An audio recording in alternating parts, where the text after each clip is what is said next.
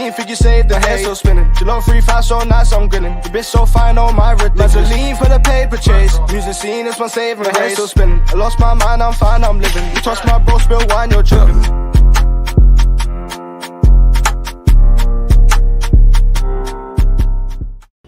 Yes, guys, yes, people, welcome back for another live stream, another match review as well. Chelsea won, Charlotte won. We lost on penalties. Game of 2 halves, really, but I can't lie, what a dismal performance that was. I know it was a pre-season game, and I don't really want to say too much, but boy, that was not worth staying up till 4 a.m. for. Big up to all the guys in different time zones who wake up at like 3 a.m., 4 a.m., or are staying up till late to watch Chelsea, because you should just deep some of the football you lot stayed to watch last season was utterly ridiculous. Big up everyone that's locked in already. We've got 86 of you guys in here. Let's run up the likes. Let's see what you guys are saying. Big up Madge Hosts, big up Ariana.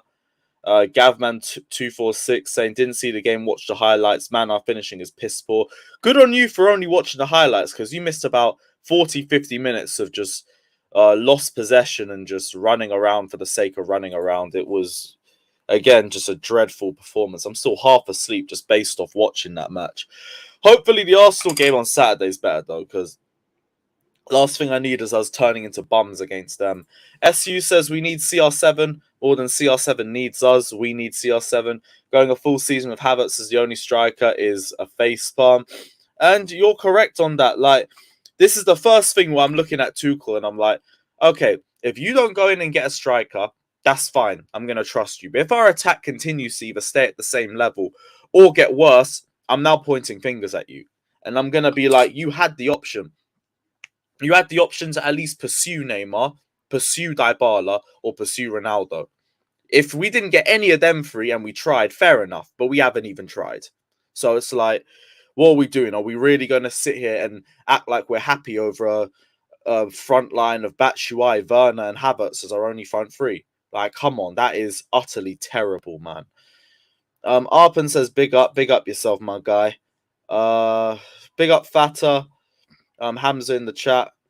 Goyam says, not even urinated, want Pendu, and people think he will help CFC. He will get us more goals than anybody in our attack. And yeah, we might be a bit more one-dimensional as a result. I don't really care if it gets us more goals. Ronaldo is more of a proven goal scorer than any of our attackers combined. And all I've seen from the last 2 games, be it pre-season, is the same issues with our attack. Like, Michy Batshuayi, decent hold-up play, but fuck me, the guy is clueless. He is so clueless. His decision-making is an absolute joke. Timo Werner is just Timo Werner. What you see is what you get with him. Like, he might make a good chance here or there. That's about it.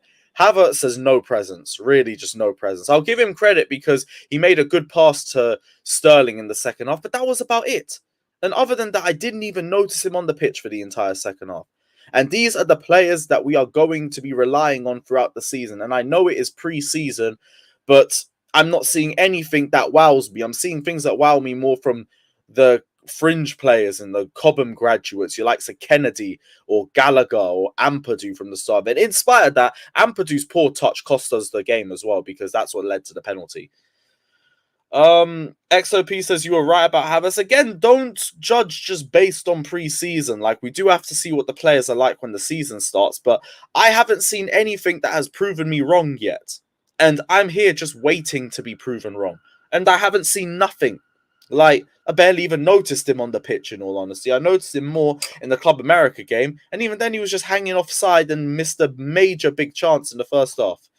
I forgot to say as well, check out Jerseys FC. I just went off on a little tangent. Link is down in the description below for all your best and newest football shirts. And again, if you do want to be in with the chance of winning a free Chelsea kit, any super chat, any amount will get you guys in the lottery for a Chelsea home kit. Anything over £5 gets you 2 lottery tickets. Anything over £10 gets you 4 lottery tickets. So drop some super chats. Let us know your thoughts so it can be guaranteed to be seen. And yeah, let's just get into the video again. Matt, again, if you're around, I'll send you the link in a little bit. SU says, the issue is Werner, Mount, Pulisic, and Havertz has been playing the same formation for 16 months. Still, we are shambles in the attacking third. To be frank, not sure if it's on Tuchel. Here's the thing, you could say that, but like Sterling came in and he looked decent. He looked really good. Like, there was a few dispossessions here and there, but I saw a lot of great ball progression, brilliant dribbling into the box. From what I saw compared to the rest of the attack, like, he shone for me, and that was only in his first 45 minutes in a Chelsea shirt. So to me, I do think it's a case of quality. We don't have enough quality in our attack, which is why I've been saying for so long, like, I get focus on our centre-backs. Marina has put us in the mud because we spent the whole summer trying to fix the mess that she's left when she didn't re-sign AC and Rudiger to contracts. But we have two centre-backs. Well, basically two. Kounde is likely coming through the door. Koulibaly's here. Once Kounde comes in, if he does, we should put our focus towards our attack. Get a third centre-back if the opportunity arises, but we need to look towards our attack. Manny, again, it's not an agenda. I could have had the perfect chance to rinse him today. Not even rinsing him too much. I just barely didn't notice him. It's the same stuff I've already seen. It ain't no agenda. I just think you lot are just hella sensitive. Let me know, you guys. Oh, Daniel's gifted another 5 memberships. Big up yourself, my guy. Much love. Again, massively appreciate that, bro. Yeah, appreciate it. I don't know what gifting 5 memberships does, but I guess it helps the channel. So, bro, appreciate that a lot. Thank you very much for it. Dinishan says, I don't care about Kounde. Our attack is crap. No. I get bringing in Kounde because that sorts out our starting back three. After that, like, we could afford to rely on Chalobah, Colwill, and Ampadu as potential depth if it has to come down to it, if it means we get attackers in. Apparently, Tuchel wants 2 new forwards in the door as well. And it's like, well, we're going to need to hurry up with that. Like, the season's about to start in 2 to 3 weeks, and we're just sitting there mocking it. Jano Blessing says, you might as well give Broja a chance if Havertz is not doing a job, and if we let Broja go without an elite finisher, it's hard times. Broja wants to leave, though. Broja don't even want a loan deal. He wants a permanent transfer. I think that's what Simon Phillips said a couple minutes. Yeah, no, Fabrizio Romano said it. Broja is not interested in a loan deal. This is why with West Ham, the negotiation is for a 30 million permanent transfer. Let me get up on the screen for you. His priority is to have guaranteed game time and to feel important in the club. Like, what a sensitive little softy if this is the case. Like, are you being serious? Like, you won't have guaranteed game time at Chelsea. You're our only striker and you're not going to feel important. Like, it's waffle. It's waffle. The guy is probably just trying to get a better paycheck at another club because this can't be a case of game time because you would get game time. Look at the forwards that we've seen in the last 2 days. And you're sitting there telling me that he isn't going to get a decent amount of game time. It's waffle. It is absolute waffle. And if you can't be asked to compete with the likes of Havertz, Werner, and Michy Batshuayi for a contract, just get out, man. Like, even if we don't need another striker, it's just another Lukaku situation. It's just weak, personally. It's so weak. I agree with you. Like, if he ain't got the, I'll do a Johnny. If he ain't got the minerals for it, get out. Get out of here, man. And then maybe we could put our focus to another attacker. Because if we lose our only striker, then we have to go in for one. But I don't understand this from Broja. Broja would get game time. Broja would get opportunities. I think our attackers wouldn't be in enough form to force Broja to have a long period of time on the bench anyway. So I don't understand this unless this is him just looking for a paycheck. But even with that in mind, he's got 4 years left on his contract. We could easily tell him to just shut his mouth and just play ball. And if you don't want to do that, we'll stunt his development and just throw him to the under-23s. Guy's contracted to us. Needs to realize that. And he ain't got it in him to force a move out of the club. Like, the ball is not in his court at all. We're only just going to let him go if it comes to the case. But it's just pathetic. It's so pathetic. Let me know you guys' thoughts in the comment section below. Zach says check Simon Phillips. So we're going to have a look there. See if he said anything. I did see some talks about Pavard being a potential option, but it's like, I am tired of hearing about fucking defensive depth. Wing-back depth is fair enough, but seriously, look forward. Stop looking backwards. Oh, there's a quote from Buta Kondelgashi, I think. I probably butchered that. Sevilla and Chelsea are confident that everything will come to fruition for Jules Kounde today. The player awaits news from his agent. We know Barca are waiting for that second lever to drop today, and that might bring in a second bid from them. But there's no way Barca's terms are going to be more favourable than ours. Like, Rafinha's was meant to be, and then it became an undisclosed deal. So, God knows what's happening in that one. But Sevilla know not to get shagged. Plus, they'll have Kounde in the same league, and they'll have to deal with him next season, so it's pointless. This is the thing. Man thinks he's Ronaldo. You had 6 goals in one league season.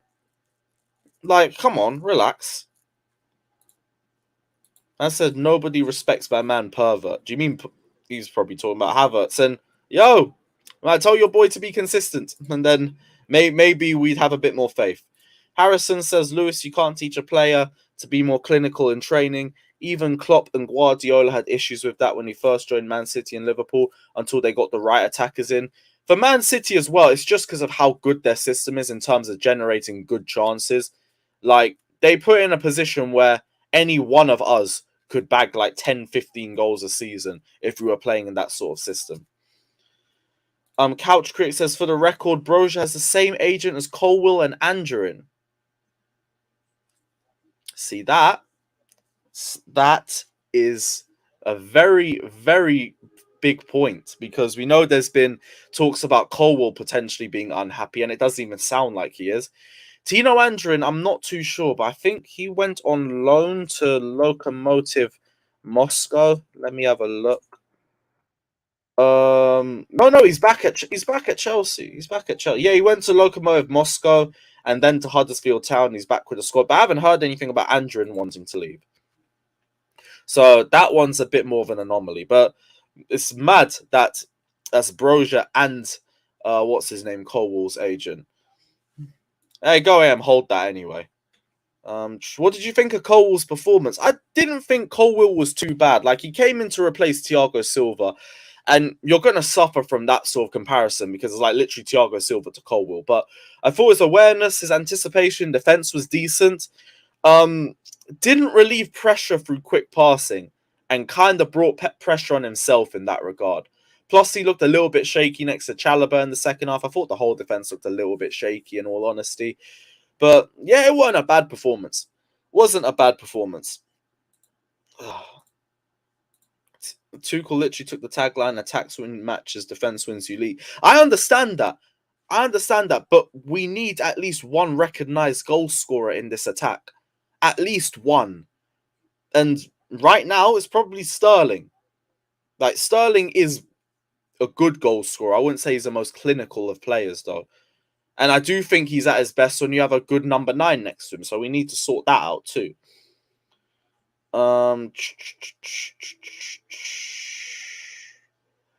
Thoughts on the links to Martin Terrier? I haven't heard too much of it. Let me have a look quick. Guys, continue to run the likes up as well. There's 366 of you guys in here, and we still haven't hit 100 likes. So everyone, if you haven't pressed that button yet, just press that like button. Just do it now, and let's try and get to 200 likes. Martin Terrier, let's have a look. Because I don't know a single thing about him. I think Alex said he would sound like he was a dog or some shit, which, I mean, fair enough for the Terrier name. Don't know. Yeah, I need to do my research on him, but 37 games, 88 shots, 47 shots on target, 21 goals in League One last season. That's not bad numbers. 47 shots on target, half of them going to net. Might be better than what we already have. Like, I do need to do a bit more research before I talk too much on him, but the numbers look nice. The numbers do look nice. Hey, big up, James. I hope you're all good, my guy. What was like my opinion on Sterling's performance? Good 1v1. I thought his ball progression was really good. Did collect the ball a lot deeper than I expected from him, but I think that just comes with the formation. And yeah, it's like one of the more exciting players from yesterday's performance, because that second half was just me struggling to stay awake. And it is what it is. Raz is good, but he ain't clinical either, hence why we need more good chances created. I agree with you on that. And that's where you could push Havertz a bit further back and then potentially get a bit more creativity out of him. Because Sterling's best chance came from a Havertz pass. So you could see that potential link-up see itself out a little bit more this season. But we need more of a recognised goal scorer. This is why I want a striker in the middle. And then if we're playing a 3-4-3, you could push Havertz and Sterling back. And then you have the number 9 in the middle. And then you could see us cook, potentially. Like, I think that's a very good front three. And that's also for everyone crying, saying I have a Havertz agenda in the comment section. Boo fucking who. Big up Kaz, my guy. I hope you're doing well, bro. Let's see. Do you think Sterling should play on the left or the right? It depends on who he's around. It really does. Like, if Havertz is in the middle, you could afford to play him on the left or the right, because I do think he could create for him on either side. If you have a goal scorer in the middle, I'm not too sure, because he scores more on the right, but he's a bit more direct through the middle. I mean, through the left. So it could be either or. Like, he'll give you something on either side. What else are we seeing? Sterling going to end up being a Werner with better dribbling, sadly. Nope, he's going to have better football IQ, better finishing, and better passing, better everything. Like, Werner, I always say calling him Werner 2.0 is disrespect. You have to compare him to the likes of Pulisic. Pulisic, by the way, very impressive in the first half. Looks like he's getting his agility and pace back. He was constantly in the right position and making the right runs throughout that first half. It's too much of a gamble trying to rely on him for next season, but he did impress me a lot yesterday. So good for him. Forbes says we've taken out a 500 million loan to improve the club. Apparently it's similar to something City did a few years ago, so it's not anything to worry about too much. And if it means that we can focus on other areas, again, up front, please, I'm so tired of this attack, then yeah, I'm here for it. Yeah, this is the thing. I don't want to read too much into it. I don't want to be too negative, but it's the same stuff I see from our attack the entire time.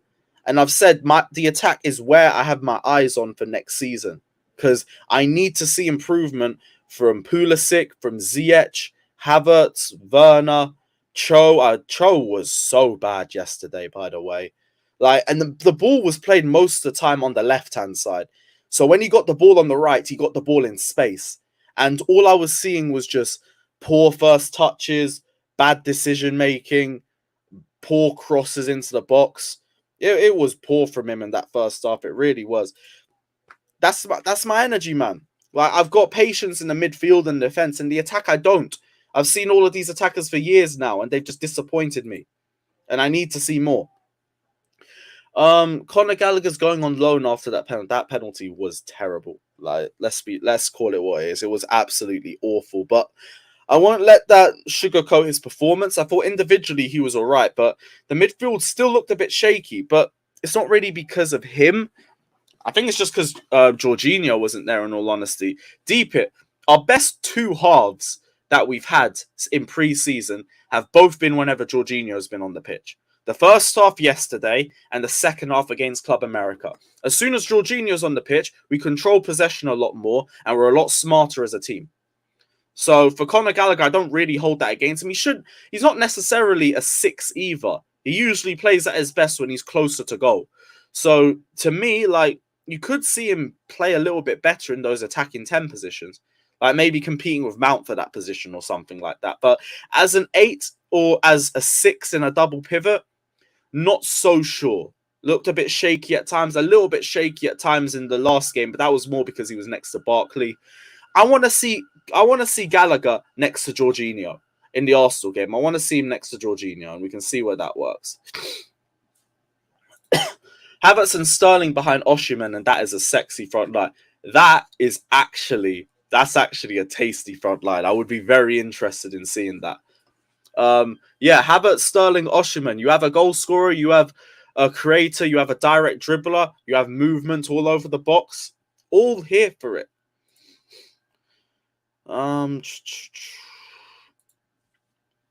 This is my thing, but after 2 years, people are still saying, oh, you're being too harsh. Oh, give them more chances. It's like, shut up, man. I want to see this team progress. I've seen people say give him 2-3 more years. So what are you talking about? Chiesa would be an unbelievable addition, but the ACL injury, now it's too much of a red flag because we don't know what player's returning. So I don't know what to make of it. Yeah, Kaz, I would be all for Chiesa, but he's going to need some time to recover and to get back to his best. It might mean we could get him on the cheap, but I just think it's a bit unlikely. Opinions on Rafael Leao. I mean, the more I'm watching our attack, the more I'm thinking, yeah, we might have to trigger that release clause, you know? And I wouldn't mind, but, like, I don't think it's very realistic, especially for the price tag. Maybe you could put Ziyech the other way in a deal, maybe on a permanent, but for me, I just don't think it's realistic. The only thing I understand with these talks about getting wingers and strikers is that the market is very bare, and the options there cost a lot. Like, you'd be spending a lot on an attacker, but we're here. We're in that situation. We might as well just do that. The likes of Sane's there. Anthony's a bit overpriced. Leao could be overpriced. Bowen, I don't think you get. Gnabry wants a new contract at Bayern. I think he's signed the new contract at Bayern. Hazard is still unrealistic. So I don't really know who the options would be there. But we have 500 of you guys locked in here. So guys, let's try and get to 200 likes. As a bare minimum. Why have we still kept Batshuayi? Whoa, Batshuayi is going to be our third choice striker if we don't get anybody in. In 2022, we're going to be having Michy Batshuayi playing regularly for Chelsea. And people think we don't need an attacker. Like, I get Tuchel said we need 2 new attackers. How about we start focusing on attackers? Like, big up yourself, Tuchel. But, like, if you're telling me we're going into a season with Havertz, Werner, and Michy as our only 3 main strikers, we're in for a long season. A long season. With similar football to last season, by the way, of just dominating possession and not taking our chances.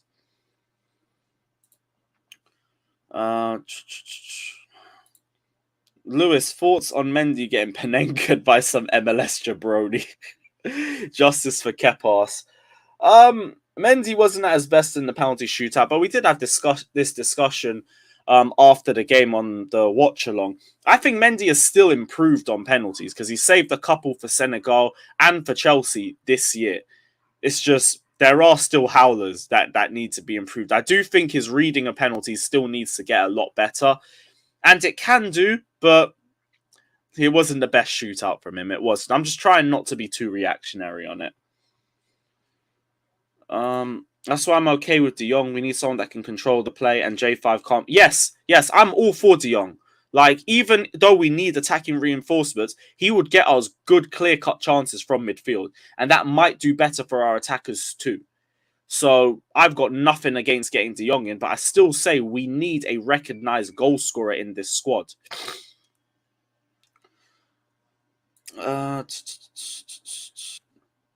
Yeah, big up Ravi in the comment section as well. Man said Diego Costa's a free agent. Let's say, bro, Costa was already looking a little bit washed before he left Chelsea.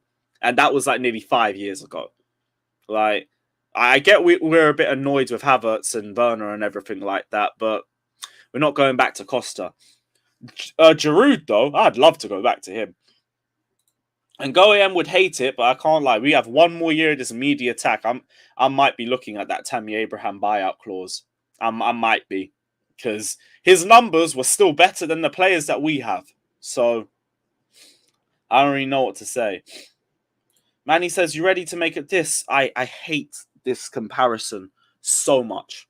I hate this comparison so much because it makes absolutely no sense. Kevin De Bruyne had barely any game time at Chelsea. Kevin De Bruyne had about 200 to 300 minutes of first-team football in competitive action for Chelsea before he was sent to Wolfsburg. Kai Havertz has played for 2 seasons. You cannot compare the two. One did not get given a chance with the squad. The other did get given the chance with the squad. This is why I don't get why people say, oh, it's another Salah, it's another De Bruyne situation if you let them go too early. No, we have given them chances. If they don't work here and they work at another club, then they still didn't work here. The only difference is, did you give him a fair chance or not? And we have given him a fair chance. So it's not a De Bruyne mistake. And even in spite of that, Havertz is going to get the whole of next season too. So that's a third season. We're not selling him. No one thinks we're selling him. So he's going to have 3 seasons. So what De Bruyne mistake? Big up yourself, Manny. That is waffle, though. That is absolute waffle. Here's the thing. Like, I know Tammy comes with his cons as well, but I mean, his numbers are better than our forwards, and he would still suit our system. It's just he needs to be better with the ball at his feet. And he needs to bulk up a little bit. But I already said Tammy is the sort of build that he would bulk up in around his mid-20s, around the age of 25, 26. If you saw any of my streams last season when we were talking about the Tammy situation, while it was just going on and on and on throughout the summer, I was saying, give the guy till 25, 26. He will build into his size. He will be beefier, and he will be much more of an athletic threat, an aerial threat. He'll be stronger on the ball, and all of that. So I'm very interested to see how he performs next season. I don't want to take it as gospel however he performs, because it is Serie A, and we've seen what it was like with Lukaku. But Tammy Suits does way more than Lukaku Suits does. The problem is he was just too raw. Heard Chelsea played. Yes, Chelsea did play dead football tonight. It is what it is. No. We are not doing Calvert-Lewin. No Calvert-Lewin prop. So let's not. The guy can barely even shine for Everton. Moving on. Ain't even going to read that. Yes, yeah, no, I agree. This is the thing. There are so many areas of our squad we need to reinforce, which is why I don't get why the focus is just on defence right now. We need wing-back depth. We don't have any decent ones. We have no decent attackers, except for Sterling. Our midfield, Jorginho and Kante, are on 1-year contracts. And our depth still isn't good enough in that position. So it's like, yeah, we need to improve so many areas. I completely agree with you on that. But it's like, why are we just sticking on defense? It makes absolutely no sense to me. You won't get Tammy that's playing for Roma. This is the Premier League, a lot different. But we could still get a better striker than what we already have. And Tammy might be that. This is the thing. And I think, like, what was the buyout clause? Like 60, 65 mil. And we sold him for 40. So it would only be like 20 million extra. Give him Timo Werner or something. Jez Thomas says missing out on Jesus. Yeah, I can't lie. Missing out on Jesus might have been a little bit of an L. And I don't know why Tuchel was just sitting there focusing on Ake and Sterling. Like, I was okay for it because it was Tuchel, but like, the more I watch Jesus at Arsenal, the guy is making chances for himself. I'm seeing goals. I'm seeing assists. He looks very well-rounded. And that would have been brilliant for our attack. Like, hindsight is 2020 and all of that. But I can't lie. We look like we're going to regret missing out on Gabriel Jesus. And I don't even like saying it. On to the Kounde stuff as well. I think a 5-year deal was agreed with the defender. They remain confident they can do a deal with him after placing a bid of 52 to 55 mil. They are now waiting for the green light, and Chelsea members have been in Seville for 1 week negotiating, and they leave today. Barca, I think, have a deadline today to make a cash-only bid, or they've been told to walk away from the deal. So expect to hear something around Friday, Saturday, I think, around those times. Let's see. Is there any other points, or should I just get the rest of the panel in? Giroud is not even slowing down with it. I don't know. We let Tammy and Giroud go, and we kept Timo Werner. Yeah, that one was poor from Chalobah, but he was put in the position by Ampadu. Like, I like Ampadu. He's had a good pre-season for us, but he was to blame for that goal. That was a terrible first touch. Terrible first touch. People rating Havertz as much as I slander KD. KDB barely got given 4 games for us. I don't get the comparisons. I genuinely don't. Oh, there's a super chat in here. E-Rock, again, exactly. He got injured in pre-season. Came back for the first game, but barely started. Barely got any game time for us. How about Suarez? He's a free agent. Depending on the wages, like, it might be a decent option for us, even for rotation. even for just the sake of rotation, because then at least for some games there would be a good goal scorer you could rely on. And he would press. He would give you 100% on the ball too. Could potentially be an option for us. Potentially.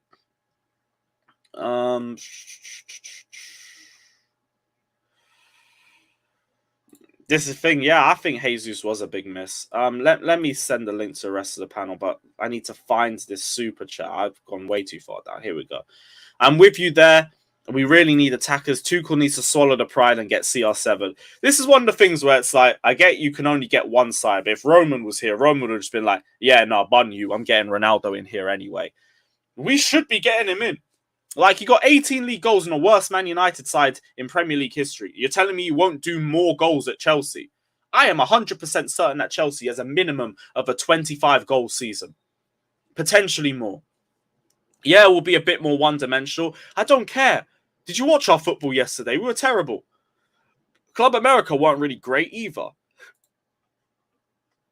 600 plus of you guys locked in here. We still haven't got 200 likes though. So guys, continue to run those likes up. I'm going to send the link out to everybody.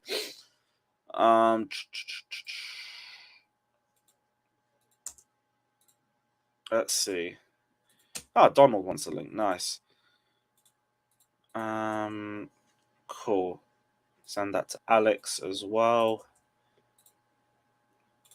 Guys, bear with me. This is always like the slow part of the stream where I throw the link out to everybody. Everyone's just on different platforms. Some's on Twitter, some's on Instagram. Cool. There we go. There we go. All right, we sent the link out to everybody. What else is everyone saying in here? Oh, Pokedoku's in here. Yes, bro, what are you saying? Yes, Lewis, man. Yo, man, did you watch the game yesterday? Fuck me, that was so tired. That one was so shit. But... I feel for the people who have to stay up and watch us regularly. Well, don't worry, man. It's okay. We managed to get through that. Alcohol. The only way to get through this stuff. And also, yeah, I think people need to relax on the Chalobah slalom. That's one we're going to start with. Like, I think he got put into an unfair position by Ampadu, and I thought it was a little bit harsh. Yeah, like, he was a bit shaky in the second half, but, like, everybody was. I don't really care too much. Like, I don't think he was poor, though. Like, his all-around game. I think he just made a mistake. There were some good passes, but there were a couple shaky moments. But to me, it was because Kennedy was just bombing forward so much, and he left him a bit exposed. That whole back line was like very young. Like it was, I think it was like Chalobah, Colwell, and Sark. There's no experience in that. No experience, yeah. Not even in the whole back five. Or what was the second half 11? I think it was Chilwell, Kennedy, Sark, Colwell, and Chalobah. Yeah, it was Chilwell. So Chilwell was our most experienced player. So yeah, I ain't too surprised on it. In the pivot, it was Gallagher and Ampadu as well. So it was a very young, like, call. So yeah. I already said it, and people won't like it in the comment section. Our best two halves were when Jorginho was on the pitch. That's when we controlled possession and controlled the game. That's a fact. And people don't want to hear it because Jorginho agenda, but it is what, until you get me a Jorginho replacement, the guy should be here. It's as simple as that. What was you guys' thoughts on that shit show, if any of you guys watched it? Bro, just so incredibly slow. Pre-season. I don't know why people are getting worked up about it. It's pre-season. I'm only really worked up about the attack because nothing's really changed there. Other than that, everything didn't really surprise me. No, I don't know why people get. I really don't know why people get worked up about pre-season. I really don't. It's like it's a thing to try new things and get fitness. More importantly, get fitness for the players. Yeah, and match sharpness. The second game. No. But they're in heat. They're in heat. They're not going to be playing in their own country. It's just really, guys. You've really got to grow up. It's pre-season, man. If we're doing this during the season, fine. But pre-season, you really need to just let things go, man. Seriously. I think for me, like, my issue is that it only just continues to point the finger at the fact we need to be getting attacking reinforcements, and we're not doing it. Yeah, I mean, we're 7 seasons in. The only way you see a player after 7 seasons is if they've done really well for your club. 7 seasons? I don't Batshuayi's been in now. Oh. This will be his 7th season, right? This is 7th season. Andrew, Yeah. Andrew, I got a good feeling, Andrew. This is his year. This one. 7th heaven, baby. Thank you for 7th coming heaven. on, Declared. Appreciate you. I'm No, saying, what but, I'm saying is the only way you see a person after their 7th season at a club is if they've been consistently good for you. That's why Kennedy is in his 8th season, going into his 8th season. That is wild. So, Oh you know, my really, god. This seems like I don't he's wanna 21 see- to me. I don't want It to see started those again. players, and I don't care if someone goes, "Well, we should play them because we're gonna sell them, so we need to see if they're playing well." No, they're just crap. Just let them go for free. No one's gonna buy them. You Just didn't let think these Kennedy guys played go well? for free. Stop extending their. No, he was contract. all right. Kennedy was decent. No, but that's what I mean, though. How are we supposed to He evaluate? was better than Hudson Odoi. We're playing Charlotte FC. Do you know what I mean? How are we supposed to? Are we supposed Hudson to go? Odoi and a win back.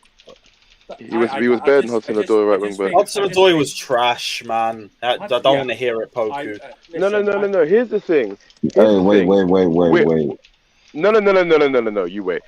We're seeing the exact same thing we've seen. All like nothing's changing. And as much as you say, yeah, preseason, get fit, summer, here, what's it called? Weekend 11. I don't care. What also you're meant to do during preseason is experiment. And I'm seeing the same clandestine, mundane, boring football, especially in the attack. And it's just players who are absolutely just clueless once it gets to the final third of the pitch. It's the same thing. Nothing's changed. Like and we're like what, 2 weeks away from the season beginning. It's crazy to assume that in about 2 weeks everything's gonna change and we're gonna be playing fluid, fantastic football. It's like It will. It will Oh, actually. dear Lord. Like, you see Oh, it so Well, today. you can't differentiate from a preseason to an actual real game And because also you said play- you don't care. Playing ball. So you're going to judge a preseason game as if you're watching a league game. So that's your issue. Is that what I said? Is that what I said? You said you Is that don't what I care. said? Basically, you don't that care. is what What? you said, fam. You said No, I don't what care. I said what? You said I know it's a preseason game Yes, I said and it's that. not a league game, Yeah, but I don't care. I That's what you said. don't care if it's a preseason game. I don't care if it's a preseason game. We still you have What does to that get mean, to bro? see If something. you don't care, that means you judge it the same. Okay. No, because here's the thing. We can't. If you're just taking it the way that you're trying to take it, then basically these players can just do bleep tests for 90 minutes, and then we can just be like, yeah, forget it. Why did I? What? No, it doesn't matter what we saw. But once we get to the real season, everything will be a-okay. It's like, don't be so naive and delusional. It's like- not gonna happen. It's Nah, first I'm of not. all, Hold you even said it. on. It is experimental, yeah? I'm not. You said that. No. I said we need to preseason is a time to experiment. And I'm not. Obviously the way we lost the game annoyed me, but obviously it's preseason, so you let go. Oh, of it pretty of quickly. course. But The aim of the I'll tell you preseason this, games, but especially the the way early we ones, play, hold on. is who makes the The squad way we and who leaves. That's what it is. the way because hold on, signings can't magically fix our style of play. The three, personally, they I can. think the three. No, I personally think that the 3-4-3 it's just not. It's just not working, and I'll tell you why I don't think it's gonna It's gonna too work. slow. Because it's too. It forces us out wide far too often, and That's the. because we don't. that's the- Hold yeah, on, that- hold on. Did we play a Declare, 3-4-3 stop interrupting yesterday? me, please. Hold on. Wait, we why played 3-4-3. Sorry, you take a 3-4-2, breather. I whatever. thought you're done. Okay, go. No, so Playing what's wide it isn't called? necessarily a bad thing, you know that, right? Say that again. Playing wide with players is not necessarily a bad thing. I know No, it's no, not no, a bad no. thing, but hear me. This- No, this- but please, no, it's a please, system, please, hear but me out. he's right. No. I'll tell you why it can be a good thing. It can be a good thing as you fought. Obviously, since we go wide so much, the defending team has to double up to defend that area, and that leaves space in the middle. The issue is we don't have players that we don't have a striker with the movement that can get in the box and create havoc with his movement. We don't have anybody that can do that. The best we got in Havertz, and he likes to get on the ball. So yeah, that's kind of a myth.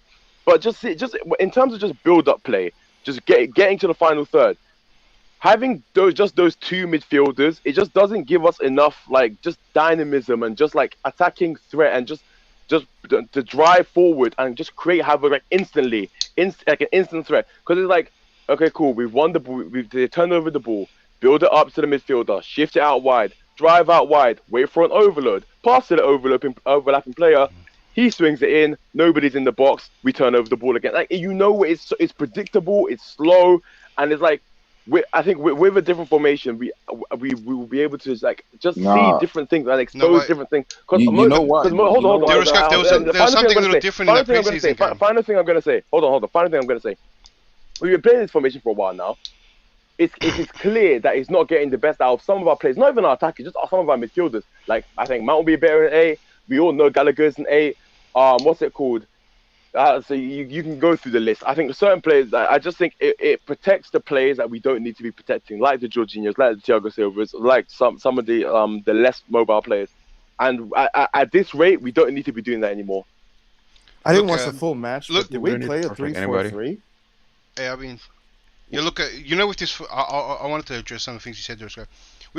You're right. This formation allows us to stretch play, so we find with. I agree that we could probably get better out of our midfields in a different way of playing, but at the same time we haven't seen this system and this way of playing at its best. It's always been like makeshift. This player doesn't suit that, and we've been trying to do it. And we haven't seen players for that role, and we haven't seen it at its best. And when it's at its best, we might all have a different opinion, right? I saw I saw glimpses, and there was something different in the preseason matches that's been happening. I don't know if it's just the personnel, but I've been repeating it that our wing backs are part of our mostly attack. But when Conor Gallagher and that was playing, our wing backs shifted, tucked in the midfield a little bit, and let Conor Gallagher go up. And now this might be a whole new change in new midfield, where we don't need Kovacic and Jorginho to sit, where we can put someone more advancing. And Mal can even play down there. If this new change of where it's going to happen, where the wing back sits and he's not always up there. Don't you think the system is too confusing, Declare? It's not confusing. It's so complex. This is football. This is the greatness No. of it. To get this formation to be at its best, it requires quite a lot of complex changes. Yes, I agree. And it also requires a lot of players with what I would say specialist attributes to flourish in the system. And we don't have that, especially with the players that have come from our academy, have been molded into these brainless pressing agents. It's our system will get our formation will get the best out of them. Yay, people move around and they make space for other people to miss. Yes, love that. Bro. Literally, the way we play, I would call it, it's just bleep test football. It is 800-meter mark to the right. Yep, literally, it's to the right. So if we had someone that can convert, to the left, let's go. We would actually be praising Come on, let's go. Keep system. it moving. No, yeah, but apparently Tuchel don't want any strikers. He's happy with Havertz and Werner up top. And he's lying. Also, I just want to say the super chat. Did you guys think that Sterling did bad? I don't believe that for a second. Yeah. I was going to say, GoAM says thanks for thoughts on rim job Sterling's debut. By the way, stop having agendas against our players, GoAM. Come on, man. What is this? I'm not the current Chelsea players. That is poor from you, my friend. And by the way, I thought Sterling was really good. Bro, I'm not against. I'm not the biggest Sterling fan, but I think he it's clear that he brings something different to our team. He's way different than the rest of us. He's a different player. I saw a lot of sources say Ronaldo wasn't just watch. he wasn't interested in Ronaldo. He'll confirm soon. Wait, is Justice disagreeing that so you're saying we don't play bleep test football? Well, then. No, I think he's saying that Tuchel said no to Ronaldo was a lie, wasn't true. Which I swear I saw sources saying that it was. Maybe I'll have a look at it again. I think what he's referring to is you saying he doesn't want forwards. There's a report yesterday that no, yeah, that's he just wants two forwards. It's just we're focusing on our defense too much, which is just ugh. Well, but that's the defense. Well, there's no point having great forwards if your defense is not good. No, and I hear that, but we have Koulibaly in, and vice versa. Kounde is basically about to come in. Once that's done, we haven't. But once that's done, that's our back five sorted. But we can focus on other areas, right? But you have struggled in the first part of this stream to name good enough forwards, right? You have even several times on the stream already said, let's look and see what Tammy Abraham's going to do this season. I've said So Ronaldo's pretty sure still he's- there. yeah, I'm pretty sure he's exaggerating. The forward Ivan line- Toney as well. I've heard was get linked with as but that's well. the That problem. would The be problem is decent. the forward options. It's not as if the forward options isn't the options out the transfer isn't an option. It's only a problem because we don't know a lot of forwards. There's not big name forwards. That's where this group needed to get in a sporting director quickly, because they may have been able to unearth someone we don't even know about. Right? That's the whole point of getting a great sporting director. They're able to scour I agree. markets and bring up gems that no one has ever heard of. It's not there's no forward option, hardly any forward options out there. They're all just there's no big name options out there. And Ivan Toney, whoever says Ivan Toney, Brentford want at least 50 million for him. Yeah, fine. We are not spending 50 million on Ivan Toney. No, I'm not. I don't want. He's only 50 million because there's nothing on the market. That's No, we were going to spend 50 on Kimpembe. So, fine. Well, defender attacker is a bit different. Well, attackers usually cost more. Yeah. Our defenders are going to be our attackers now. I think nowadays it's based on the priority, the way the price I gets say set. they won't spend 50 million on Ivan Toney if they're using like numbers thing to do their transfers. Just send them Mishi to like lower the price or some shit, or Werner or both. Mishi increases the price. He increases the price.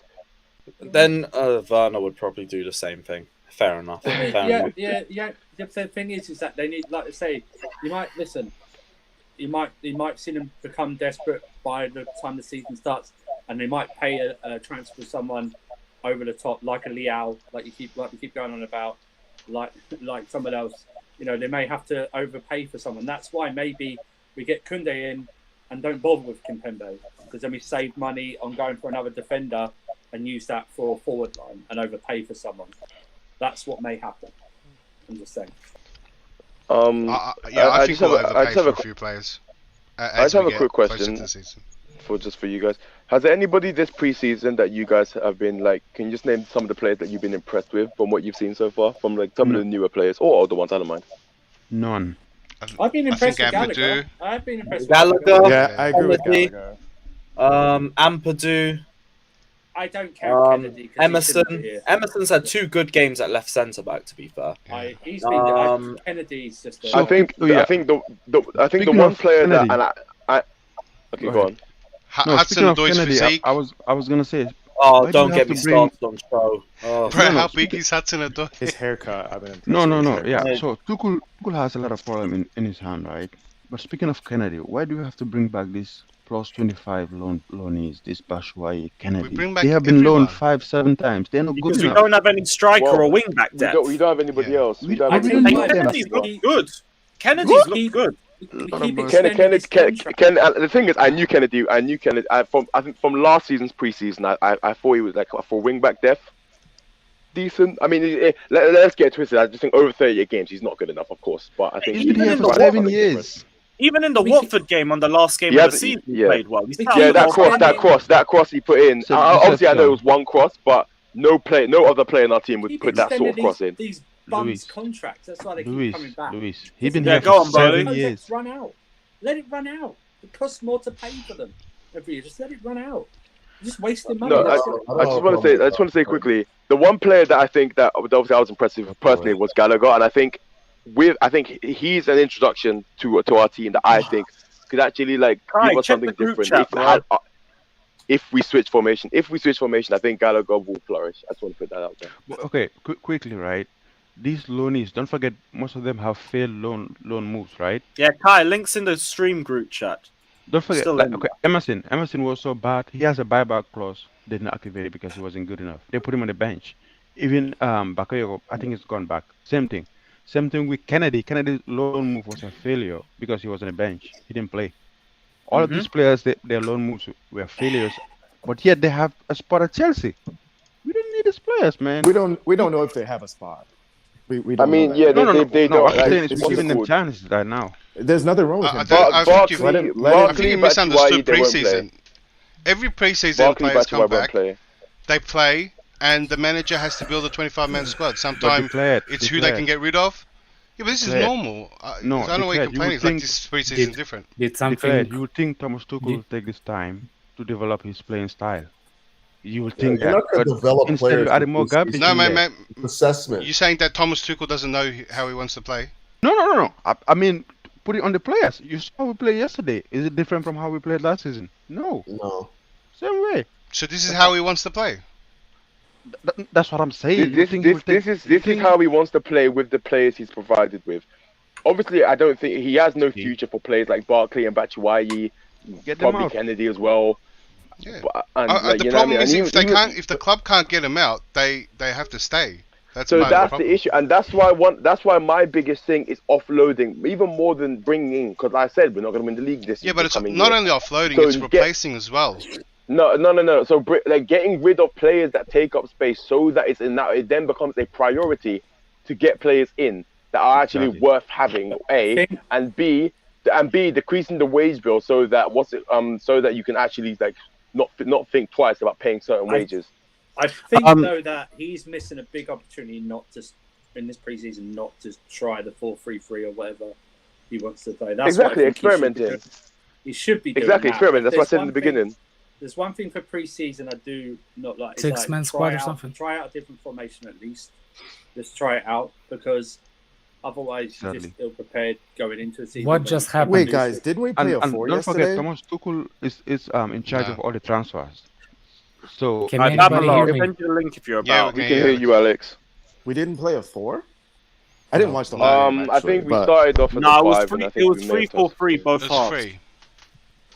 I do think there was a period of time we went to a 4. What No, happened? I Is thought it that at the start of the second half, but that was it. See, How many times did he complain about the last 20 meters in the last 2 years that he was here? Almost every fucking press conference, man. Tuchel, yep. Yeah. So why doesn't he solve it? Why does he get more attackers? Why do we need 3 center backs if we only lost 2? Because I don't get it. Talk to them, Kai. I tried saying it. Talk to them. Wait, how many? I don't get it. Hold on. How many center backs we bought?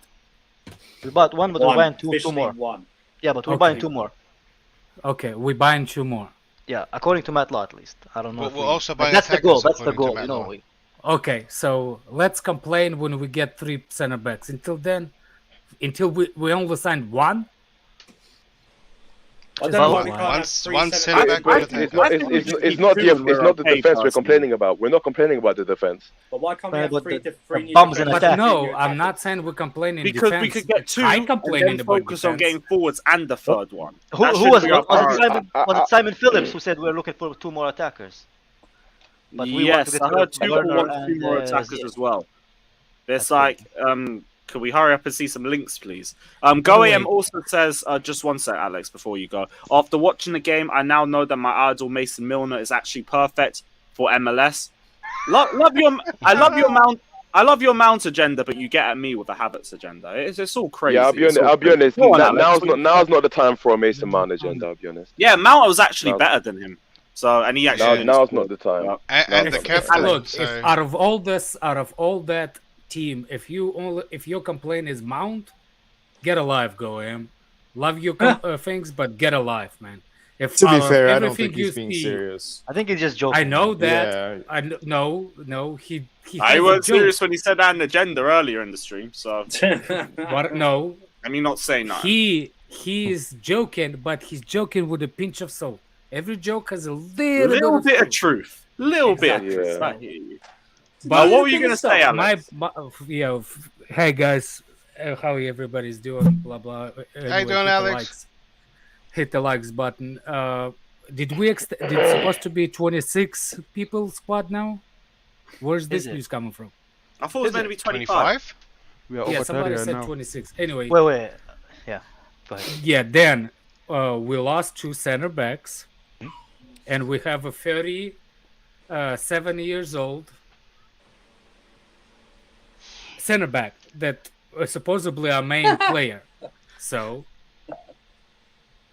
that's where the 3 center backs come. Kai, that's number 1. Number 2, we only signed 1, but you already complaining before we signed the second even. Because I don't think we About need defense. 3, man. That's what I'm saying. Exactly. You think. Remember your last appointment with your doctor. He said when What's you the think point? too much, What's the brain is wait. swelling and the pressure against your cranium. So Wait, just wait, wait, wait, don't wait, think, Alex. Kai. Are we a, Just are we don't a think it consultant will for be Chelsea, or safer are we for just you, like man. no, are we No, consultant I'm for saying Chelsea, like or are we you giving think our we need opinions to. about the fucking football club, man? We're Yeah, giving but opinions of a football club, But there you go, man. That, in my opinion, When Tuchel said that we Yep. need three center backs, he had based on what we short on. We have plenty of forwards. He doesn't have but time to none of think them are of good, though, forwards. Alex. None of them are I good. know that none of them are good, though. I know they're none of them are good, but they there. So technically, we have to offload them before get in, right? Offload who? The bad forwards all that the people players don't that like. yeah, all the players that Tuchel doesn't think he Ziyech, fits the system. Werner. Ziyech, Werner. Then don't So bring what them do to we the do 12. with them if we buy in? What do we do Here- with well, them? That's actually the first argument I've heard about why we're If you buying just- No, no, no. those But center here's the backs. thing. Here's the That thing. makes Here's the thing. sense. But no. I agree. But here's the thing. We're obviously disadvantaged this transfer window because we don't have like a director of football. So, and I think if the attack is going to be our most like with the department we need the most help in, it's not the worst idea to leave it and then come back to it the season after when you actually have like the proper resources to find the right people. But with that being said, I don't think. I also think prioritizing what formation you want to play is also very important. So if you want to stick to a back three, then go for all the centre backs you want. I couldn't care less.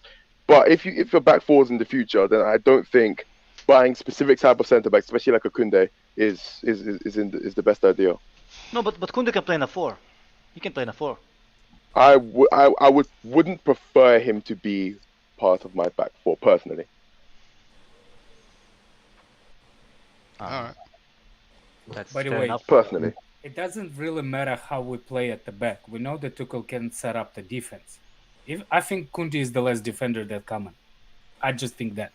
Another thing, if we sell one of those players that you think that are supposed to be leaving and you don't like, I think we address that system. I think we're looking for one, but I don't think we're like, for example, like look in the back, we are so deep. For example, Aspilicueta, if that's another reason why we need three center backs because there's still Aspilicueta that thinks of leaving. Another thing is, what if Alonso leaving? Are you considered a fullback as a defender? But Kounde can play as a left back. So, well, So no. can he do it well? Definitely, As a hold what? on a definitely second. That's not as a another left story. back. That's Left another back? story. First of all, Kounde you is don't know not a how left Kounde back. is going to fit in the Premier League. That's number one. Yeah. You're already preparing for him to be starter for somebody, for Reece James, who's actually injury prone. So you don't know the player, how he's going to play in his main role, but you're already preparing for him to be as a full season, for example, recovery. That's even that, Kai. I agree with you, but I don't think we are looking that deep in this specific situation as you are. I think system is too. I don't think Tuchel plays system, buys players based on the system. I think what Tuchel is really good at is he gets the players that fits his profile, multi-versatiles, caliber players, and he can make a team out of it. I think that's how we should look for it. Yeah, No, I get. else to look for. Yeah, I get that. Exactly. But if we, for me, for me, it's mind blowing. You know, like if you keep complaining. I about know, the same Kai, because issue. it's less 20 meters. Exactly. I see what you're saying. It's a less 20 meters, like Tuchel said. But he said it almost like it's every month, at least once. Yeah, well, for the 2 years, everybody's saying that less 20 meters is a problem. But how to explain it? How do I see it? I see those last 20 meters is the players that Tuchel doesn't. How to explain it right? Like the way we looking, does that make sense? Like we're looking for the players that fits this, that will that will implement to the system, versus what he thinks. I think he likes the forward players. He's like, look, create and score for me, versus I'll teach you how to score. He literally, he literally doesn't say that. He literally saying that I'm gonna get you to the last 20 meters. Last 20 meters, it's up to your fucking talent and your. Well, that's not good enough. No, that's every team. That's not good No, enough. That's normal. That's not. What's a coach meant to do? Tell you how to make runs and What's it create called? Yeah. No, a finish? Yes. Well, yes, me 10 actually. million. Yes? I'll tell you what Alright, meant that to means do. you- Hold on, I don't know think much. It's true. I'm Check not those gonna lie. books I that think you've been reading. City And you'll was see. Beshuai, Declared. One at a time. Beshuai, Declared. why did Tuchel could Okay, have done yeah. better with Beshuai to score that? No, that's not. Well, okay, that's not. Hold on. How is that the ball SpongeBob that still Kai here, Havertz- man? That I ball don't know. that ball that went over the crossbar by Kai Havertz. How did he supposed to teach Kai Havertz finish that? Okay, I'll answer it. No, that. So, No, you I can't. don't, Net, I don't think. hit it. Let me answer it. I don't Oh. think. You see I what don't I'm know saying? how How to you do can it. coach- Sorry. But let's be fair, those chances are few and far between. Exactly. That's sporadic. Yeah. That's the point. I mean, Don't- you, they I mean, don't I don't come as know. often. I don't know. I guess you just have to like simulate what's it called in real like in-game scenarios. Like a in video training. game, yeah? It's one No, of the you options. idiots. Chelsea They don't know. they Not actually playing. do No, these you're things. sounding like an idiot, man. You think you think you're gonna train professional players. That's what you're thinking. You know all these players that play higher level than Tuchel and Holly's team. Some of the best managers in the world haven't played on that level, and all of a sudden you're gonna teach them. Oh well, let's run a simulation like you're running your under-6 team or something. Listen, Well, what's the I point think of being a coach if you can't teach them? No, I think you don't. Declared. At this You have level, to simulate listen, in-game at this scenarios. level- You can't just No. leave You it to you have no No, idea no, of no, high level no, football. no. At this level, right? And you do. It's all and about you do. tactics. You're trying Yes, to I tell, do. stop it, man. Yeah, I'm Oh, telling no, you we're because down. you You guys are Because you're shouting trying to out tell on me- each other, man. Nobody hear what you're saying. hey, you're telling me Oh, that you're- it's about Declared, you make simulation me and laugh. let's run. Do you not Right. like listen to the words I'm Your saying? confidence on thinking you know what happens on that level is that's what You know what? I can't. I'll be honest. Declared. But you say it with chess too. Well, what you do is let's run a simulation. There is Come on, making boys. it Declared. Right. Just no need ignore for me. that. You're holding up the stream. Right. You're holding up the stream. Declared. Shut up. You're holding up the Yeah, stream. because anyway, I what's it let you called? talk before, What's it but called? you've What's it non-stop called? interrupted me the whole What's it time. called? What's it? Guys, What's it called? guys. Yeah, Yeah, seriously, yeah. settle down. Just to go to the One point. at a time. You're the same. Okay, cool. If you were, I actually No. Just go. you wouldn't be on this stream.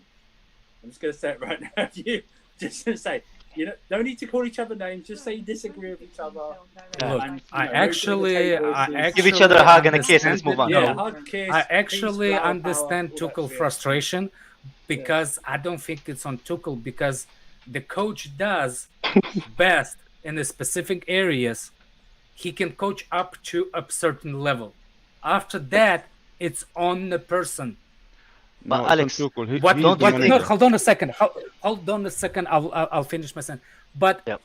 one thing that what kind of impresses me, everybody over here saying that what's the name? That our forwards are bad, right? Everybody agrees on it. That forward lines are bad. above So- worst, bad, horrible. Yeah. Okay. So by your logic, we need the better players, right? So Yes. how I think is- that's a given.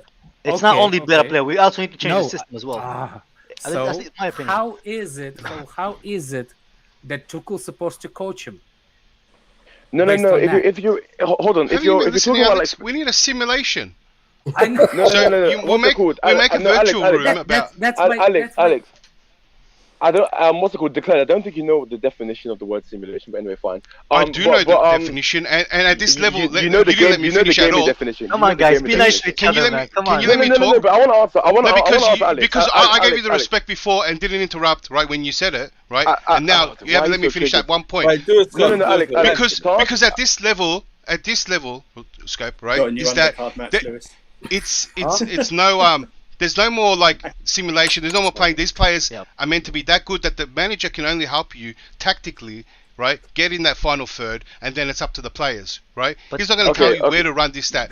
It's way above on that level. These players are meant to be that good. That's why you get good players in, right? And this, Okay, cool. and this is not even just like at Chelsea level. This is Well- at the whole Premier League at the high echelon, right? This But is what it is at that level, right? But Declare. But for you to say, well, they're going to run a simulation. You're talking about basic football. You're talking about Bro. Sunday League. And By this the way, that way you you have- train you that have- stuff. let you me- have to- let me you out- have- let me out. If players can't do it now, they're not going to do it anymore. You have Can I to ask declare. Gildo You have to Excel a replicate question? in-game Can I ask scenarios. Gildo I'm just Excel gonna a wait. question? I'm just gonna wait. Can No, I ask no, Gildo Alex, Excel a okay, Alex, question? ask away, At Alex, what year? Alex, ask At what away. year the professional footballer stop get training on techniques? At what year? No, Do you think Well, hold on. professional Wait, footballers?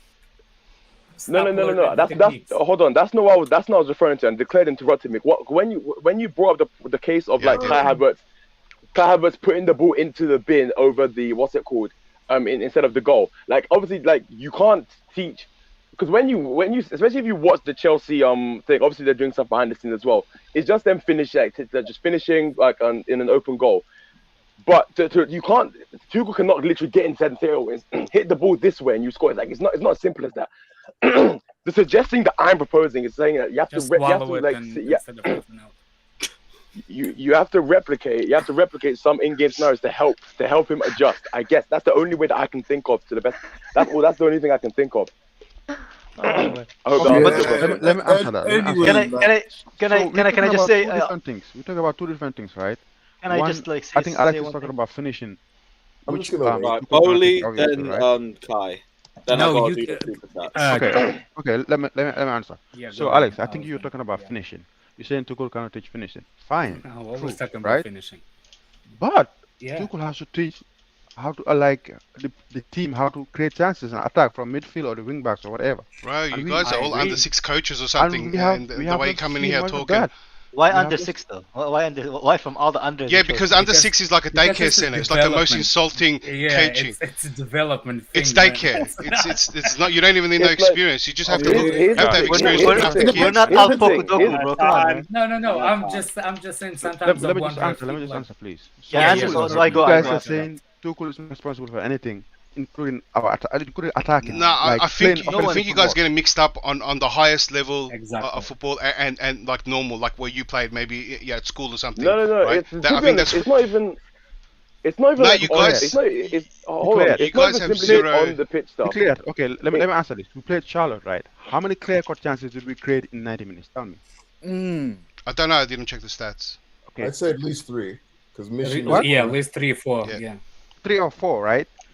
Yeah. We are a top team. We have to do better than that. 3 or 4 is not enough. Especially No, Yeah, it's so- the And here's the first thing. half. I Right? agree. I didn't disagree with that. that's my I- point. look- That's Tuchel's responsibility. That's my point. We have to. How's do it more Tuchel's Okay. responsibility? Here's the thing. Have to Tuchel. go At the end of the day, Tuchel has to like tell these I players, thought I or was going instruct these next. players. I'm with you, Andrew. I'm with you I've- 100%. I'm feeling it, man. Can I go now? Okay, you go.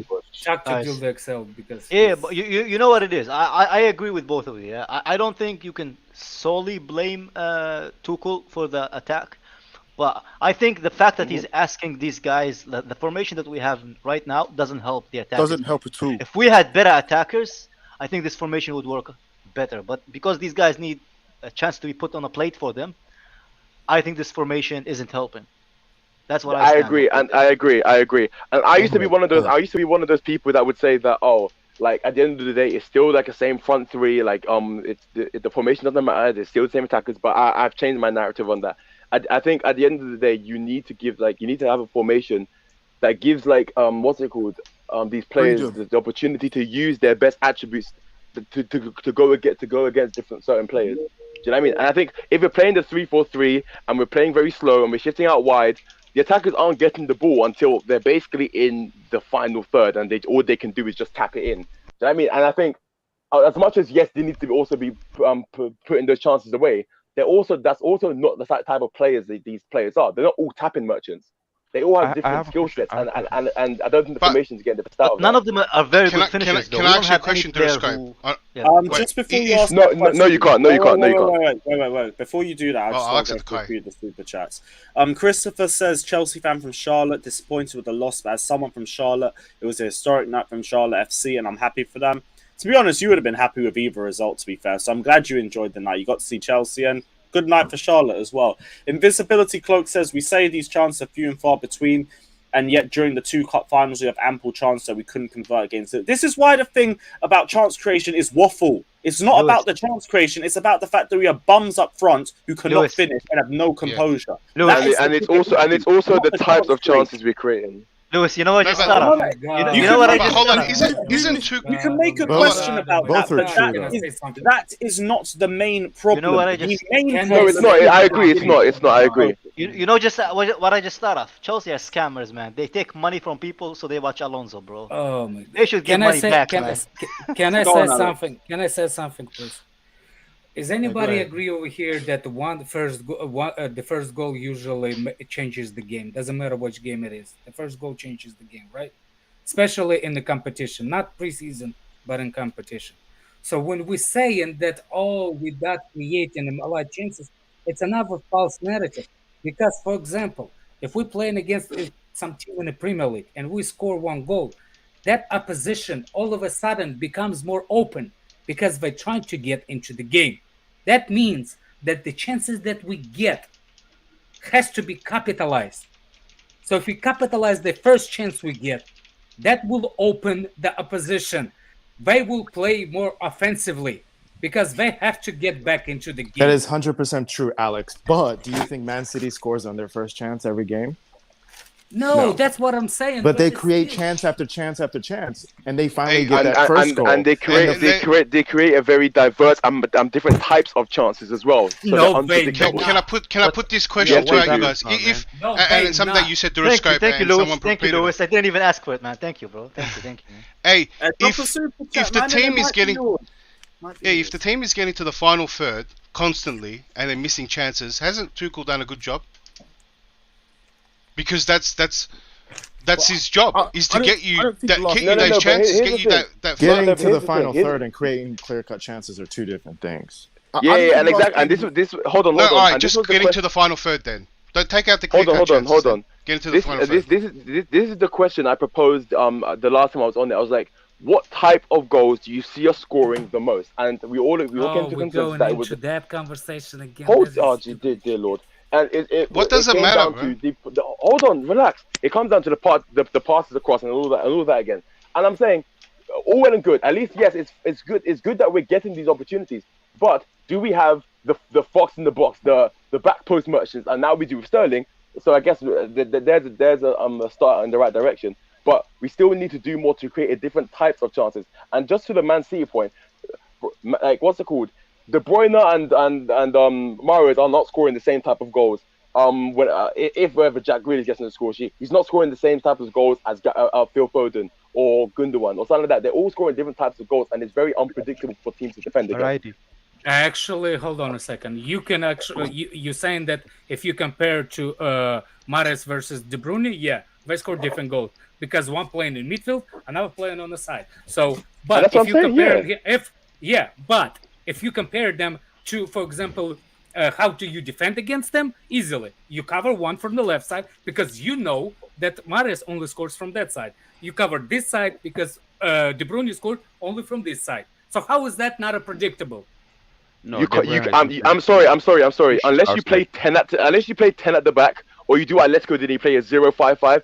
It is very hard to nullify all of Man City's attacking options. It is very difficult, and to suggest otherwise is a very casual statement to make. Alex, let me tell you something, Alex. Do you realize Chelsea have the best conversion rate in the league? Do you realize that? As far No, they don't. okay, I was Okay, saying- so why we here? Why we complaining about the front then? They actually don't. I don't know where you ripped that No, one out from even anyway. if that's true, it goes to show we're not. How do you guys think Levi Cole played, man? I thought he had a very Oh, just stop it, man. Stop it, not now. Louis, I sent you a link. No, I'm saying we have the best conversion, but the problem is we do not create enough chances. That's the point. The volume, the volume is so low. That's the problem. If you have a high volume, you score more. That's not Exactly, and even your eyes can even tell you that we all watch Chelsea game in, game out. Bro, there are numerous games, especially towards the end of the season, where we're just sitting there just waiting 20 minutes for a chance to come. It's like these chances are coming few and far between. There were 2 games we have not had a shot on target. 2 games in a row. Remember that in the middle of the season. So look, Louis, look at our conversion rate. Our It's conversion rate is 4th, 10%. if I'm not mistaken. If that's what that's saying there, our conversion rate's 4th. No, it's 10%. Look at it. Third It's position. 4th. Wait, we well, convert 10%. Yeah. Compared to City, 10.3. So it's not that bad. We are not the worst conversion rate. But Well, look at I the mean, season. we're not the best either. But we are they fourth. have But 950. this is why stats are only 50% of the story, and I say eye Yes. test is another. Okay. You can What show about me the the eye test? stats all Okay, that Lewis, you want. Lewis. I've watched Chelsea for years, and our finishing is horrific. And you know what's funny about this stat too? Obviously, horrific, right? It actually plays out exactly how we play on the pitch. We're about the fourth best, like, chance. Big up J9. You know, No. The chances we create, and to be honest with you guys, I've kind of been sitting and listening, and like a lot of good things are being said right now. But for me, it's more than just finishing chances. It's decision making that is the biggest problem. Like when we get 3v2, the decision making is so poor. You're right. We get the numbers. Correct. We're not making the right decisions, and when we do, it's almost a surprise when we make the right decision. Yeah, exactly. Couch. How would you suggest we fix that problem? What do you mean? Take more shots? But no. Hold on. To improve decision making. I'm just asking you. No, you can't improve decision making. That's what I'm trying to say. You can't improve decision making. One's temperament is to. No. Do you not think constantly finding yourself in a certain position will allow you to make to develop help you make the right decision over time? Do you not think finding yourself in the same situation I would say over and that's over again? part of it. I would say that awareness comes from repetitive actions. Like, you can certainly, but you're never going to be put in the exact same position every time. Like, it's not like I get that. When you see simulators and whatnot, like, it's very hard to reproduce what's happening. Okay. Let me give you an example. And I've played, like, what's it called? Obviously not for Chelsea or anything, but I've played football. I've been in. And what you do is you played for your school, which is all right. No, not my school. Shut up. I played. No one had to pull rank. No. But like what they do, and it's never enough the same from top to bottom. You do, it's like, what's it called, 3v2 defensive scenarios, and you find and you I don't know, depending on what you want to emphasize on, you let the players, like, what's it called, play out those scenarios and see how it goes. And then through that, and then hold on, please, let me finish. And then training. And through that, you can see what types of decisions certain players are making and what they need to do to switch from that, or what bad habits they may have in their head. So I do agree with you. It's partially temperament, because some players do have the bozo gene, some players lack composure, and some players rush their decisions very quickly. And the only way to do that, to get over that, is to simulate those scenarios the best you can. Is it like for like? No, but it's the closest you can get. Yeah. Don't you think they already do that? That's pretty normal. I'm still a firm believer that, like, a lot of what we have right now is players relying on their instincts when you're on the pitch. I agree. There is a lot different from training scenarios to when you play match days. I think you'll know. It's just one thing, because I saw a Too Cool interview, and I'm taking this with a pinch of salt, because obviously he was referencing one play and thing, but he was like, it was when he was at PSG, he was talking about Neymar. He was like, who am I to tell Neymar what to do to tell him the best solution to get out of a situation? Fine, that's brilliant. We don't got Neymar. We have Pulisic. We have Ziyech, and you cannot allowing Ziyech to slap balls to the back post from wherever the fuck he wants, game after game, with no result, and just letting him do that is not the best idea. It's not. You have to find, it's just not. Letting some of these players think for themselves isn't the best idea. Like, that's where your school football knowledge is wrong. That's why you get the players. And obviously, we don't have good players. We have Hudson-Odoi, we have Pulisic, we have Ziyech. We have Christian Pulisic. We have Christian Pulisic, Hudson-Odoi, and Ziyech. 101 training. These players, and to be honest, and you will see, your eyes will tell you, the way we play, build up, a whole lot of teasing, and when it comes time to do what you need to do, these guys are just, what's it called? Their finishing is letting them down. You know what I mean? Raheem Sterling is gonna struggle in this system. I promise you guys, he's gonna struggle. How's he gonna struggle? In this system, he's gonna struggle. The current system we're playing, where we don't play vertical, he's gonna struggle because he needs, like, a lot of chances. He looked pretty good last night.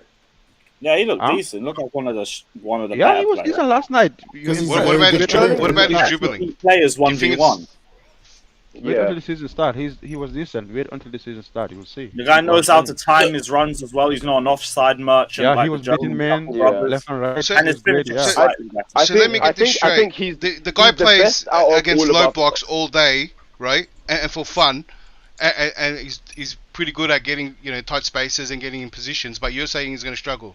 You think the Gonna low struggle in our block, current beating a low system. block is depending on one player and not the whole team? No. Yep, declared L. Declared But L we got right there. movement Biggest merchants. L.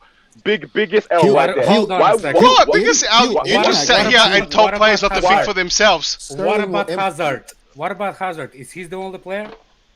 Are we gonna compare? No, he wasn't your Sterling's player. level We had to Hazard? we had players like Dildo we had players XLL, like Fab. Dildo We had, XLL, we had, Dildo we had players XLL. like yeah, you're funny. We had players like Fabregas picking passes. We had players making other runs. You can't just rely on one player to break a So low block. unless That's these deluded. players are like Fabregas top was lo- not top there level. when Sari was there. Yeah, I'm not unless talk- these I'm- players I'm are not on talking top about that level, season. we can't let them think for themselves. So unless they're like world class, we don't let them think for themselves. No, it's not. It's about, I'm talking about players that are incapable. So okay, cool. Pick a player at random. Let's say I like to use Ziyech. Ziyech thinking for himself is get that ball, do the setup touch, swing it back post to the back stick. Nobody is there. No one is getting it. Stop doing it. So what you can do to rectify that? Because you're not just gonna release him. Or you know what I mean. So what you need to do is help. Involve him in patterns of play where his attributes are suitable. And through that, it's something that I even saw during Lampard's season. Overlapping, or having somebody making a dart run, not just a wing back who's just sitting there, just waiting for Ziyech to pass on the ball. Somebody making a spontaneous last-minute run. That way, Ziyech is occupying a defender. Spontaneous and is then, what you didn't want. To be You said you fair, can't let What? people think To for be fair, themselves. Stop it, please. to be fair, I said to I'm be talking. fair, Yeah, go on. to be fair, during Sari, he accommodated a lot heavily for Hazard. Are we gonna do that for Sterling? No. Yeah. No. He didn't accommodate. He said Hazard can do whatever he wants. Yeah, Play exactly. like that He gets a let him freedom do role. whatever he wants. Are we gonna let That's Yeah. Sterling do no. whatever My he wants? point of bringing up No. Hazard because he was telling Declare that it's L because he said it. You can't that rely how on you one can- player for a low how- block. Yeah, how you can rely on one player? We did it with Hazard. So you think if you're playing against a back five with a 3 in the middle, you expect Hazard to just dribble through all of them and just go and score. The likeliness of that happening game after game is very low. And even if he can do that, you can't just rely on players for. You can't just. We're not Moments FC. Actually, no, we are. But we can't just be a I Moments mean, the FC guy club. just We have saying to have- it and then changes like his. Yes, because Yeah, I'm not an I feel extremist like like you- you. I'm not. have to argue with yourself I'm not for an a second. extremist. Hold on, Declared. I'm not an extremist. I'm I'm taking a bit of what you're saying. I'm taking a bit of what you're saying, and I'm applying some of my thing. I'm coming to a more logical conclusion instead of your extreme views on. Oh yeah, low block, Hazard, dribble through 9 men, score. Oh, what a player! That's illogical. It's not going to happen. Bro, you started this argument by saying I don't know they what need you're to go in saying. the Matrix. I don't know what you're saying. I don't know what you're saying. I think you need to. Okay, Bro, in one bro, sentence. that's what are you this trying to Alex say? guy is saying. No, Alex is trying to. He's trying to say that. Oh yeah, Hazard Let was the the man one talk. player He's that can been beat a waiting low block. patiently. He just joined. He hasn't said He anything. can beat a low block because he can. What are you saying? In one sentence, what are you saying? That's what I want. What I'm saying is that you cannot rely. It's not the best idea to rely Bro, on. I'm one making player to chicken beat a potato low and these block. guys are arguing, man. Life is good. Okay. It's ruining your It's recipe. it's not the best idea to rely on one player to beat a low block. You have to, and this is. Do you not think Man City face low blocks from time to time? And they constantly beat it. Why? Because they have a plethora of different options and different way of scoring goals. And they have different ways of That's not creating the point. chances. How many That dribblers? is how they. How many dribblers they have? They have Mahrez, they have Grealish. Yeah, those are Mahrez is they a are dribbler. Sterling. Oh, Yes, Mahrez is a dribbler. dribbler. What do you want? Yes. Mahrez So Mahrez what is is- he? So Mahrez isn't a dribbler. Oh, I can't like comments. Grab No. this guy. Grab this No. guy, please. You're telling me No, this is the same Alex, guy that you said got it. no. Grab it. No. Alex, you got it wrong. This is Pep, the he wasn't a this is the dribbler, same but Pep guy. taught him how to Hold on. dribble. Pep, you're telling. Oh dear Lord, you're telling. This is the same guy that says Dembele wasn't a dribbler, by the way. this is the same guy that says Dembele wasn't a dribbler. So yeah, comments, get on him. But anyway, just to take the topic off this, the invisibility clause again says, I made the previous comment because we were talking about formation. Did anyone complain when we won the championship playing the system we played? It's on the players to perform to their standards. Exactly. And the players, especially in the front line, are not good enough. It's as simple as that. What about the league? They aren't good. The what? The league. The league. Same year we won the Champions League. How did we do in the league? The Champions League is a knockout competition. In the league, we're already a step behind because of all the games we lost on the Lampard. By the way, we weren't going to do anything. For me, the dribbler is the guy that goes directly against the player and bypass him. Yeah. Mahrez doesn't do that. Mahrez do it in angle and cross it in it. It doesn't go. Let him go. He does it to an extent. He does it to an extent, but that's look. He does it. Oh, who's switching now? Who's switching now? Talk. Can I talk? Let him talk. Go ahead, Alex. Yeah, go on. For me, Hazard is a dribbler. For me, what's his name? Grealish is a dribbler. Like those are pure dribblers. For me, what's his name? Salah is a dribbler. For me, what's his name? Salah is a dribbler. Salah is a dribbler. Oh my God! I do agree with that. I think it's all subjective. I also think well, if he wants to go, he done. Well, if he wants to go that he scored against Man City, I think you could justify that this guy's a quote-unquote dribbler. To an extent. Salah is a kick and run merchant. Let's not play games. Nah, he's not. Come on. He's a kick and run merchant.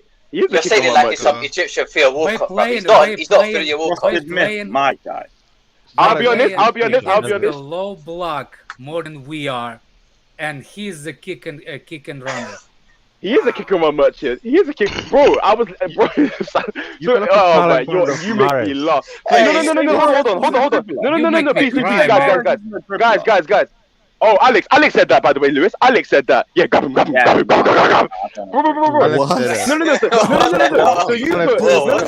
So you put. What's going on there? You barking like a dog. Hold on. No, that's gonna be my go-to. I'm just gonna start barking at people. I don't care anymore. No, please don't. No. So yeah, but I can hear you pacing up and down, just screaming and barking. I'm not pacing. You're gonna scare people around where you live and that. Just relax. No, hold on.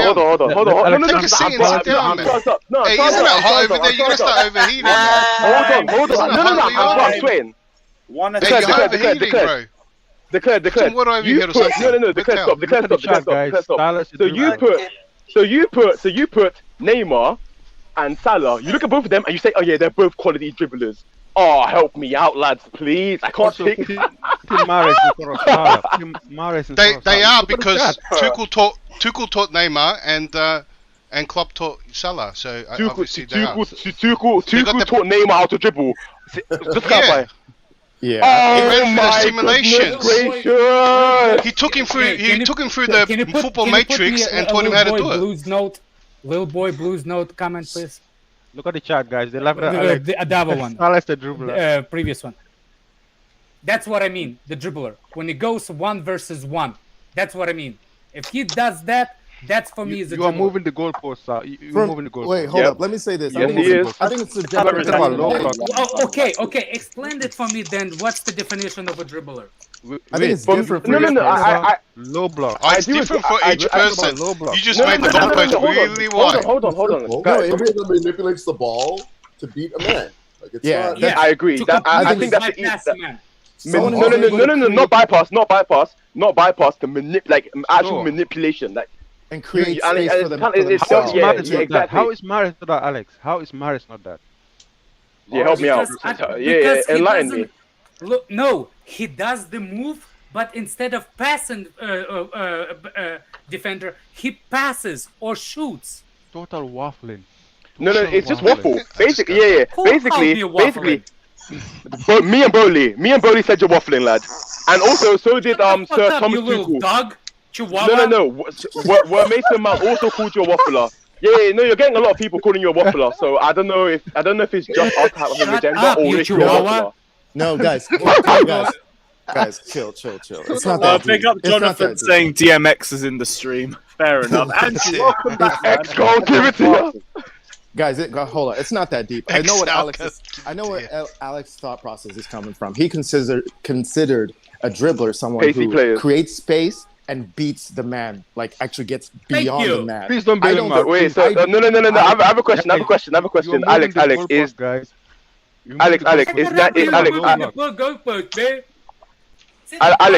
Alex, is Daniel James is Daniel James a dribbler? Daniel James. Who's Daniel James? The ex-Man United player. The Welsh player. He's at Leeds now. Daniel James. He's at Leeds now. Daniel James. Daniel James is. Kovac is a dribbler. Kovac is a dribbler. Yes, Kovac is a dribbler. Yes, we agree, but not Salah. Salah is kick and run players. Salah is a pusher at best. Dribblers. Salah is a Bro, how many pusher. times Salah's been in tight spaces and dribbles out and ends up scoring too?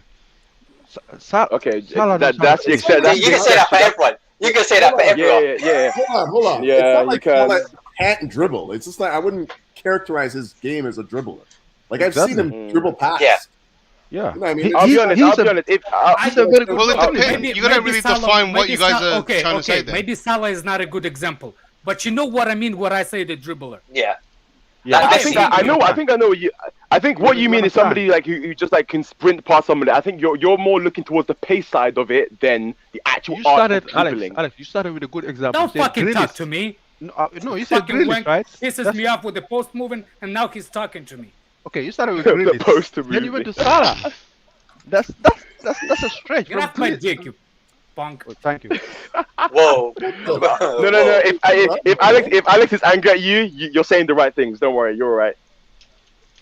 How? When someone was trying to make a point that was going to help Alex, he said don't.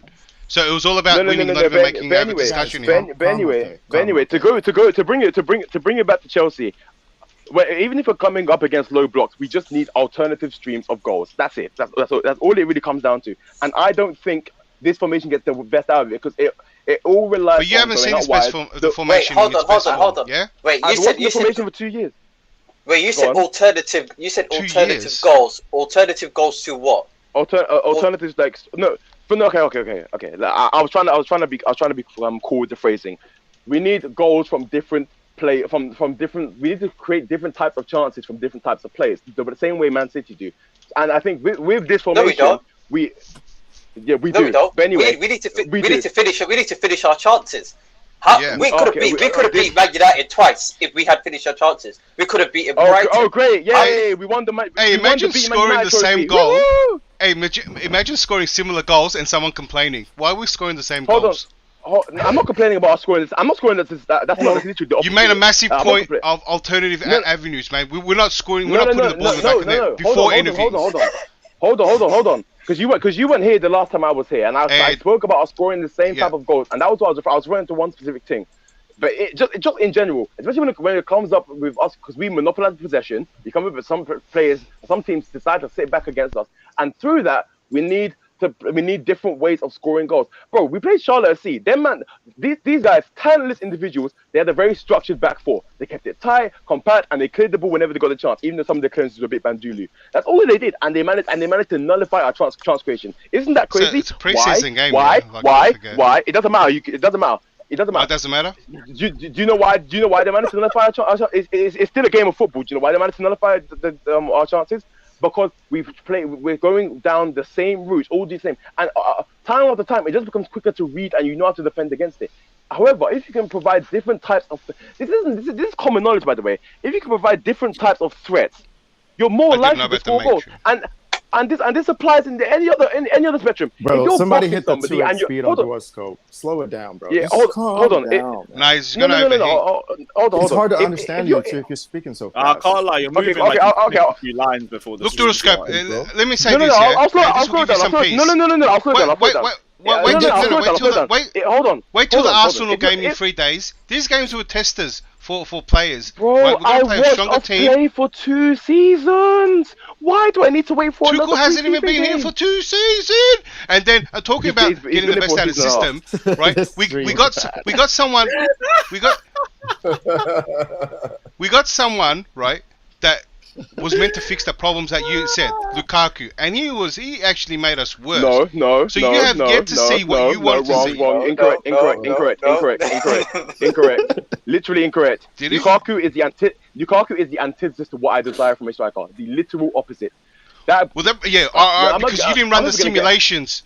You didn't run the simulations and then see how Lukaku fits in our system. I'll be honest, declared you're waffling. But anyway, to the other guy who was talking to me about tell me how this simulation was going to run with Lukaku. Serious was going to press the ball if no one was there. No. Anyway. So the other guy who was getting on me. We need alternative ways of scoring goals.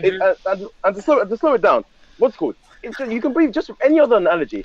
If a boxer is only throwing right hands, eventually you learn how to defend it. And it's the same thing in football. If you're only going down we're only going down the right hand side, waiting for the overlap, we're slinging balls in. Eventually you get to defend it a lot easier. And I think with the formation we play, it becomes predictable because we're going down the left or the right. It's harder to go through the center. Why are you alienating a whole section of the pitch? It's just not very wide, is it? So that's why I think a 4-3-3 is a lot more balanced. You can utilize the spaces and the half spaces a lot more efficiently, and we get the best out of the majority of our players, like Gallagher, like Mount, maybe even Pulisic, even Cho could be revived. Okay, I'm dragging it, and if you get a striker, you get the best out of him too. Still comes down to decision making for me and player type. Still comes down to decision making. And no, beyond they that, can't just be that close. You're talking for 10 minutes. Okay, go on. Yeah, man. Can I just finish my thought? Someone else go on, then I'll go after. All I was going to say was when you look at like Man City's attack, it's not the fact that they variate their attack. It's that Pep has gotten to the point where he's so willing to force guys forward. They got like 7 guys attacking the box right now, and they defend with 3. For me, Tuchel is very much still a pragmatic manager. He doesn't attack with enough box presence. He doesn't bring enough guys into the attacking areas to affect the final third. We're relying on 3 guys specifically to do all of the attacking. Isn't that a problem? 5 guys. Let me tell you why. No. Yeah. Let me finish and then Moyo go. And after Moyo, I'll go. I mean, he was talking to me, but okay, cool. No, he wasn't. I was just talking in general, to be honest. Exactly. Okay, Okay, then. I'm going to queue up. I'm after Alex. Who's next? Go ahead. Okay. Just a short statement. I actually don't think there's anything wrong with the formation. And when I say that, I'm not talking about the rigid 3 at the back 100% of the time moving forward. I do think that with a 3 at the back, I made some good chicken, man. I've said that before, Alex. You remember? I think TT has a plan to be able to move in game. Okay, for example, when the lineups came out yesterday, I actually didn't watch the full match yesterday. I wasn't able to. But when the lineups came out yesterday, everyone was confused whether it was a 3 or it was a 4. I thought it was going to be a 3, right? And then apparently everyone said we did play a 3. But I did watch extended highlights yesterday or this morning, and I was like, wait a minute, this looks like we played a 4. So that confusion, that uncertainty in what exactly we're doing tells you that the formation is not a problem. The system is the problem. How quick, how slow we move the ball in the midfield to support the attack. For me, that has been the problem. We don't move the ball quick enough. And that when we move the ball quicker... We can change our system, we will change the formation. What is it? We can change our system with a change of formation, by the way. But No, but the formation itself is dynamic. It's dynamic just inherently. With the 3, look at the players on the pitch yesterday. With Reece James at right center back, and then Callum at right wing back. But at times, to me, it actually looked like Reece James was playing right back and Callum was playing right wing. Yeah, because it switched. I agree. It switched from a 4. At times, we are playing a 4, and we're playing a 4-2-3-1 or 4-3-3, whatever you want to call it. But the point is, at times, we are actually playing that 4 that you guys are crying for. But we still look like the same team because we play the same system that is slow and laborious. We need to move the ball quicker, and we need to open teams up more. that's where we create more and more chances. Yeah. Do you know how we do that? By having more midfielders on the pitch, and through that is a change formation. By the way, but anyway, carry on. Somebody else speak. All right, Alex. Alex, yeah, you were gonna speak. The funny part is nobody over here actually disagrees with how we're supposed to play with that dildo man. No, we actually think the same thing he thinks. The problem is at the last part of the pitch, he blames Tuchel, we blame personnel. That's it. That's it. I don't solely blame. I'm the players. talking. You take it. You can complain after I finish. I mean, you added me. So my point is let him land. and you're gonna talk when I finish. Well, actually, Declare goes after me. But what I'm saying is, if you don't think that there's a personnel, it's different because look at this point. How is Kovacic good progressing pass for the midfield? Brilliant at it. Yeah. The problem with Kovacic is what he does after that.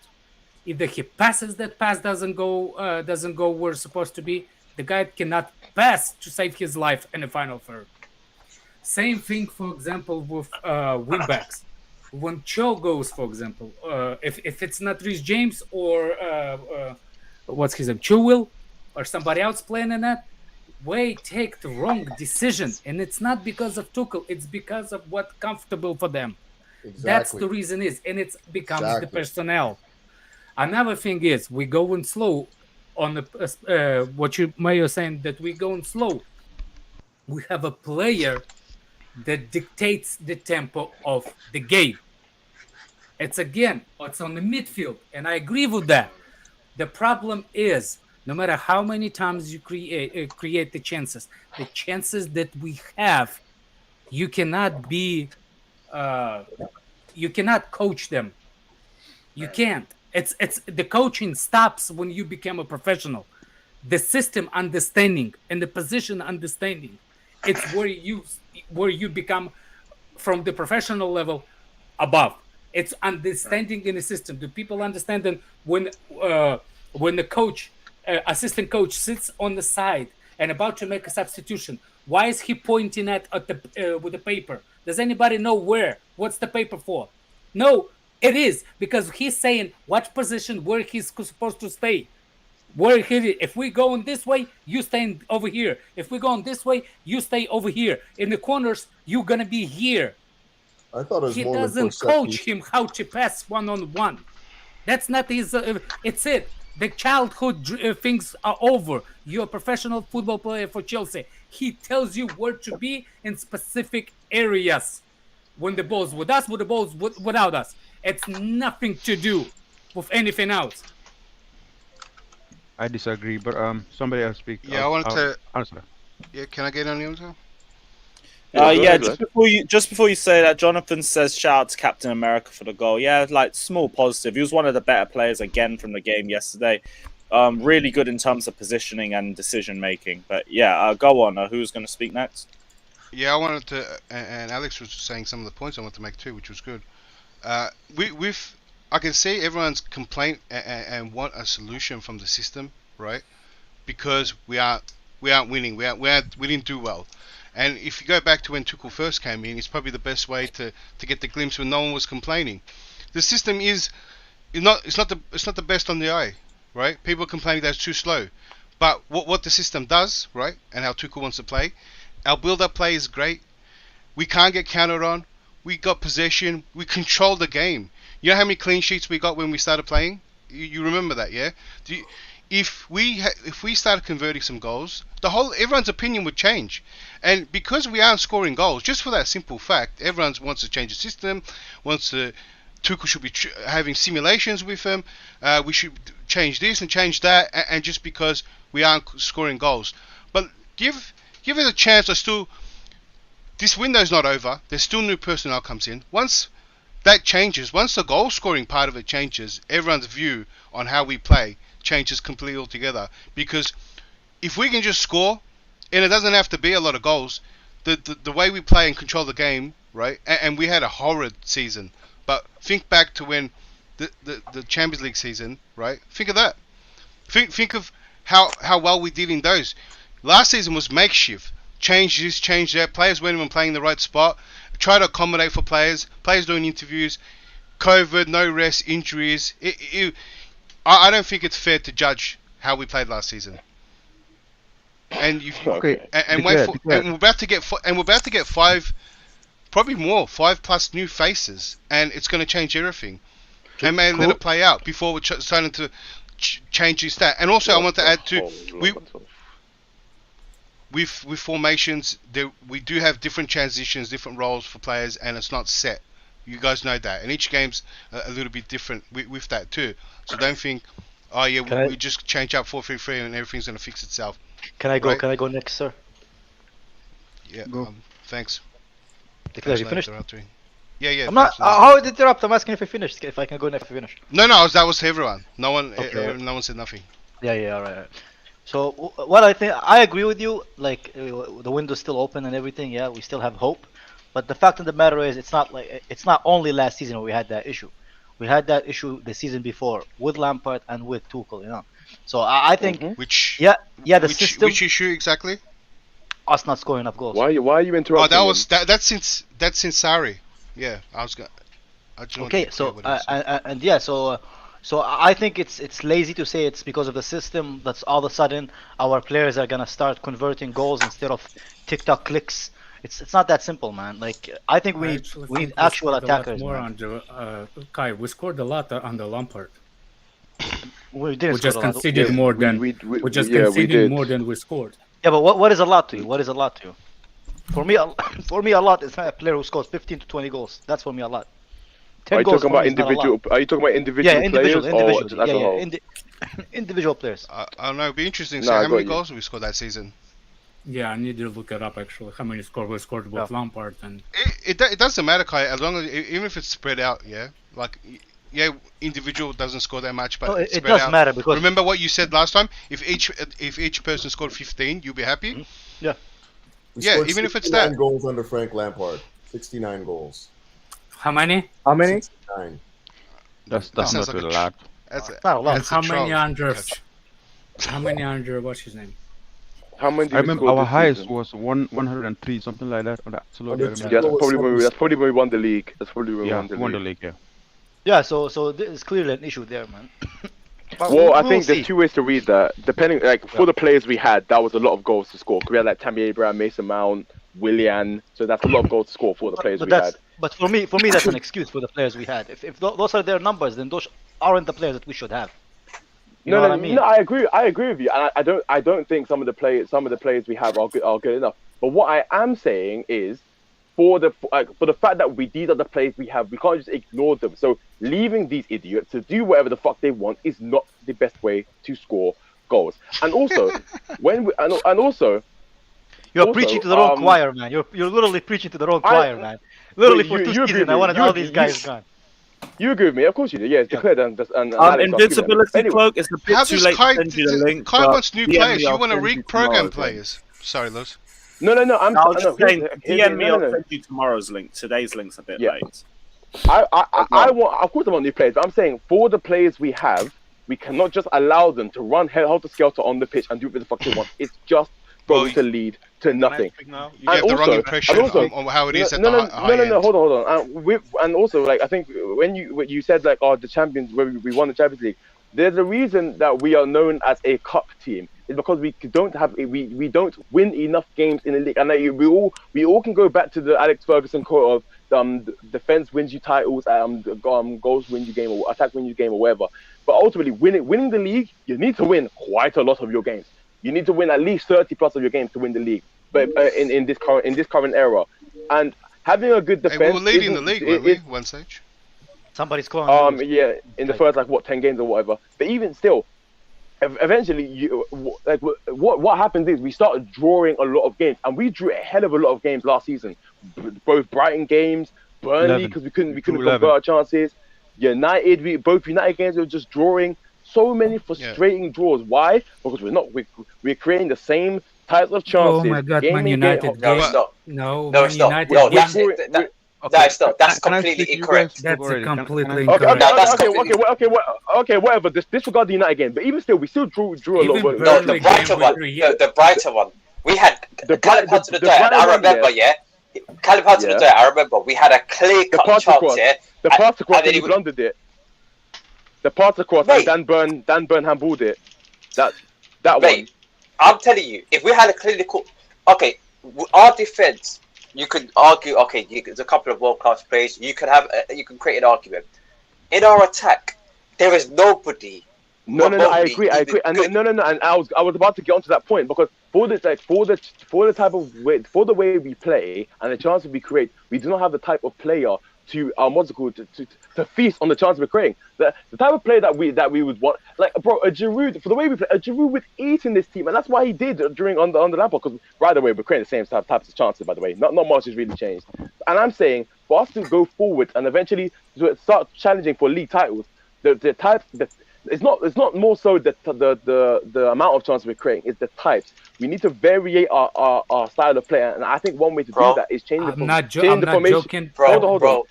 Look, all the jokes aside. Let me just finish. I'll let you all finish. I will actually be nice to you. All the jokes aside, you need to see something about your brain moving too fast, because I had the same thing before. I swear to God, man. I'm not joking at this time. You do think a lot quick. I think you do have ADHD, man. You just too fast. Can we not leave this for after the stream?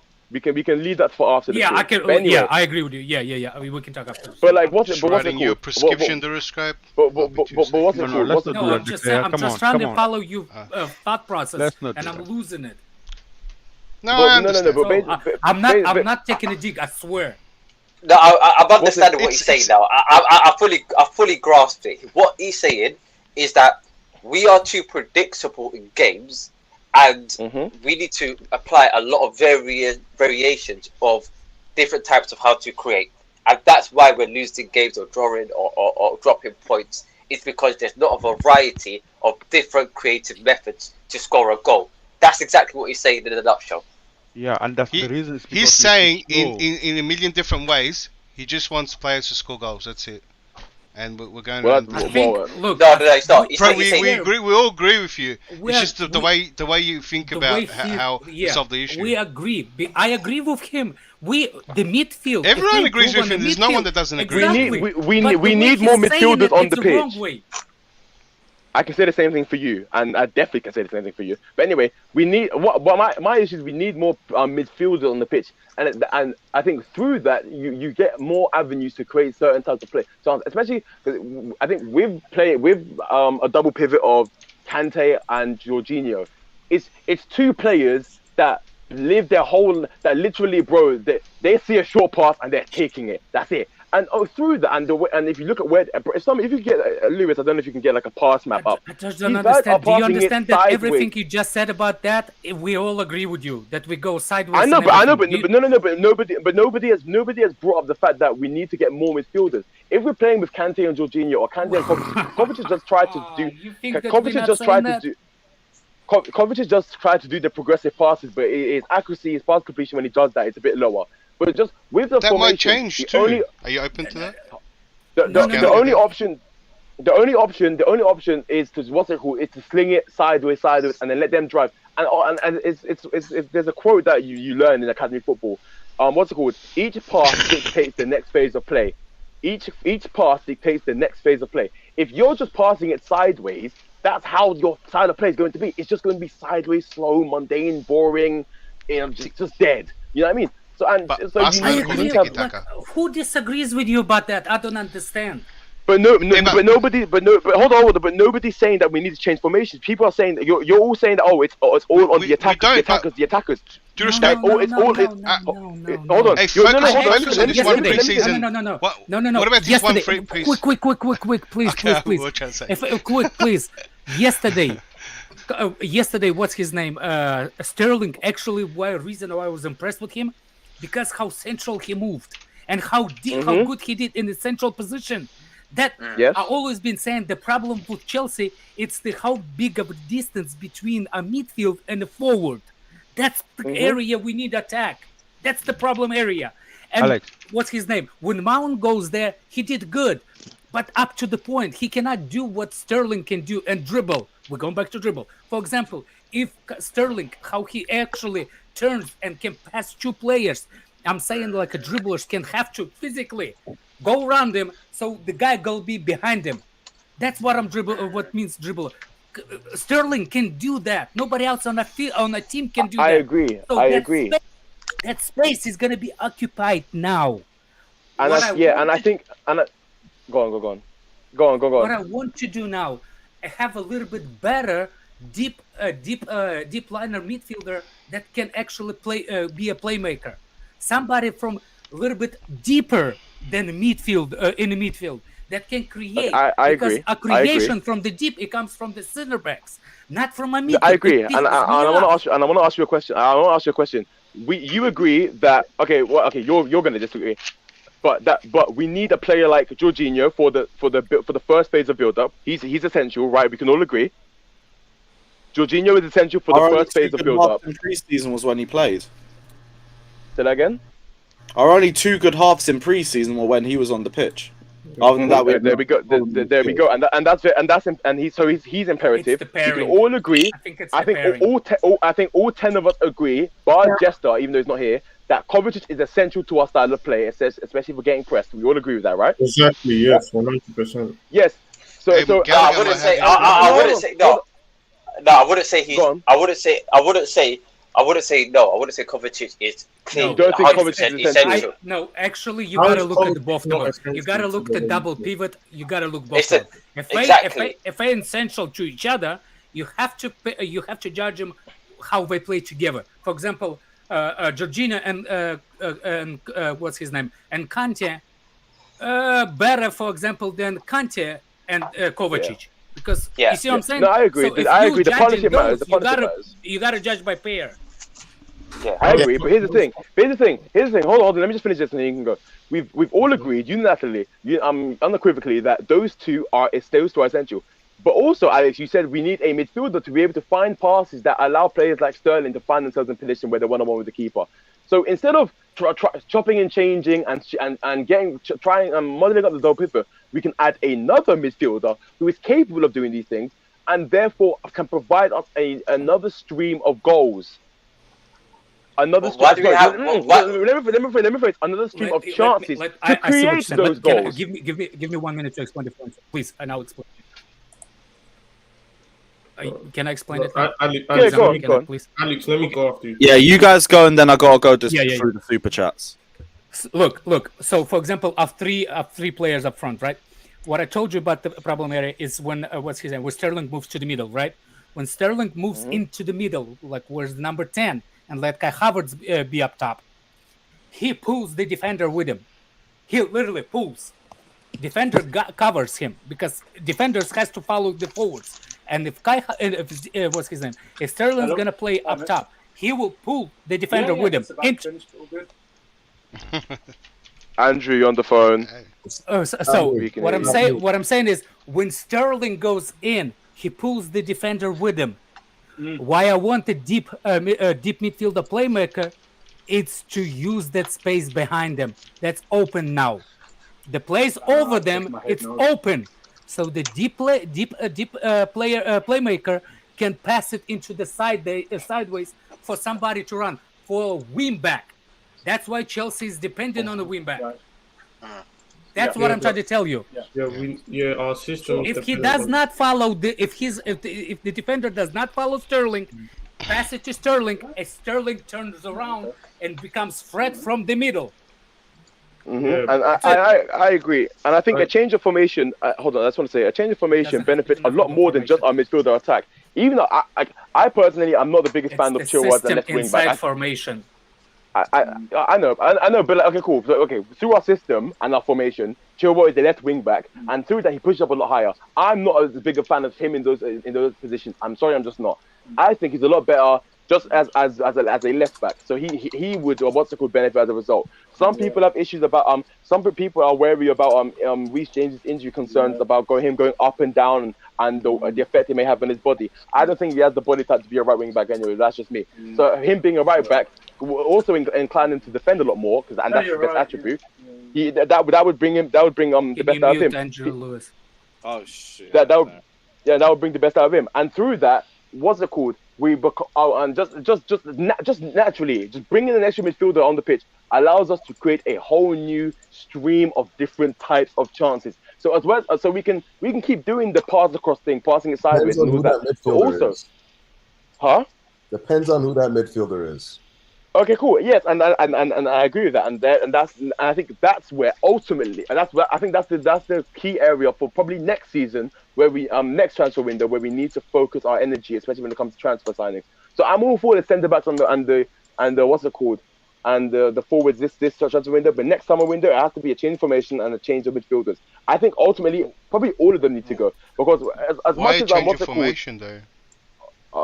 Were you not listening? Can I address SUPERCHAT? No, but real like quick? you're judging a season before it happens. Just what if it's a good season? I'm sorry, you didn't listen. That's on you, bro. You said we need to change of formation next season. You see my list. You told me to calm down. I was trying to show you my list heart rate. So right, let me go through these super chats quick. CNAC, big up yourself. Again, you guys are still in for the chance to win a lottery ticket. CNAC says variation how we attack teams is needed. However, the one thing we keep coming back to is that our attack is not clinical. Fix it and title hopes go up. Damn right. Invisibility Cloak again says, thanks, Lewis. When Tuchel came in for Lamps, we got the second most amount of points the rest of that season.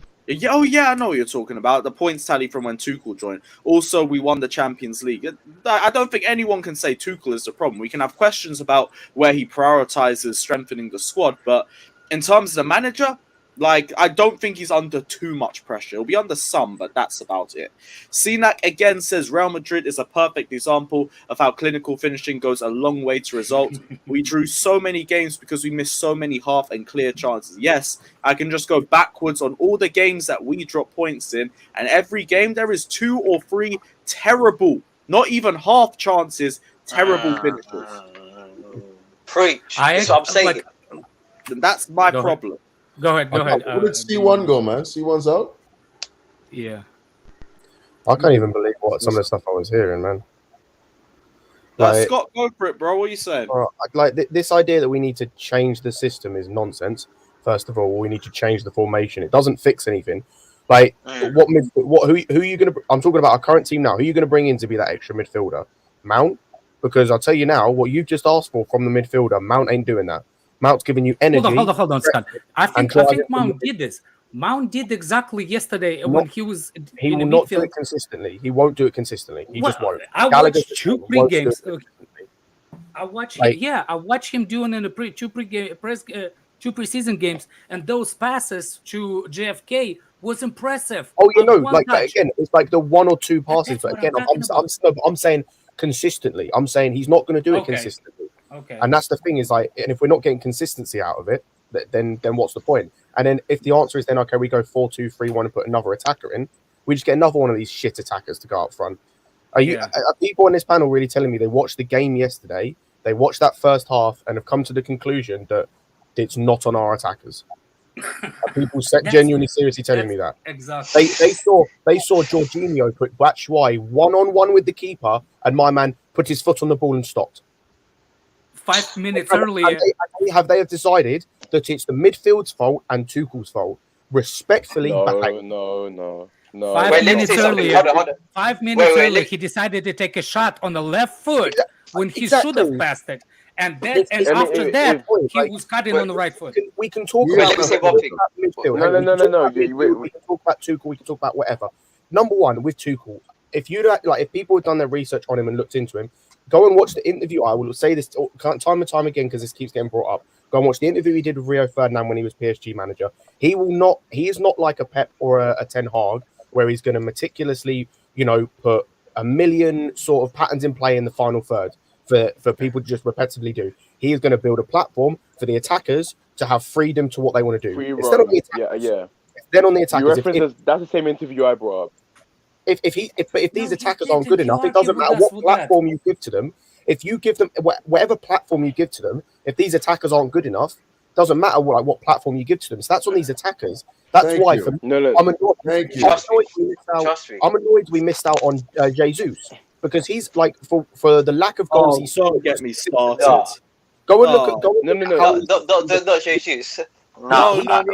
Jesus looks like a baller already. Oh no, but the thing is, the main thing for me with Jesus is he can create something out of nothing.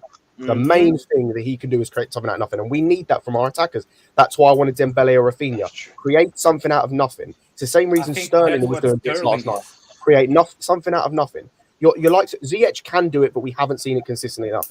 Cho has lost all ability to do it. Pulisic can't do it. Werner can't do it. Havertz can't do it. Batshuayi can't do it. None of these attackers can do it consistently. None of them. So when they're stuck in a position where their own decision making needs to get them out of trouble, you look at Cho, had a good 15 minutes, then literally fell off the face of the earth, don't know what he was doing. Ziyech, shit decision making. Batshuayi, fucking brain dead, looked like he was trying to have his own like push cash award. Like every time he got the ball was dreaming of the push cash award. Just wanted to fucking shoot all the time. Pulisic as well. Like the good goal, he was decent yesterday. Like these attackers are brain dead. It doesn't matter what system you put them in, it's brain dead. So the only option is, if you want to stick with these same attackers and go forward, the only option, and I'm not saying I want this, I do not want this, is get a new manager that's going to put patterns of play in for these guys because they can't do it themselves. So okay, cool. No, because manager will fix this. No, cannot continue. You know what's funny? That what you said that we agree and Dioscope disagree with us, saying that there is no patterns. He has to teach the patterns, and now he's saying that I've been saying that since the beginning. No. I said that's the same interview I brought. Because that's same interview where I said I think that's the same interview where he said, "Oh, like I'm not gonna tell Neymar what to do." And I said, "Yeah, that's fine. We don't have Neymar, and some of these players actually you do need to like." Because you said what's it called? Thomas. I didn't watch the full interview. I just remember that one specific clip. If it's this thing where he's saying that I don't teach pattern to play in the final third, then I'm sorry, new manager. I'm just saying because bro. He said, "I get you to the specific point. After that, it's up to you." I get that, but I get that. Alex, you know who said exactly the same thing? Pep said it as well. Exactly. Pep said it at Barcelona. Mourinho doesn't coach. Mourinho doesn't coach forward. He said, "I get you." Mourinho does the same thing.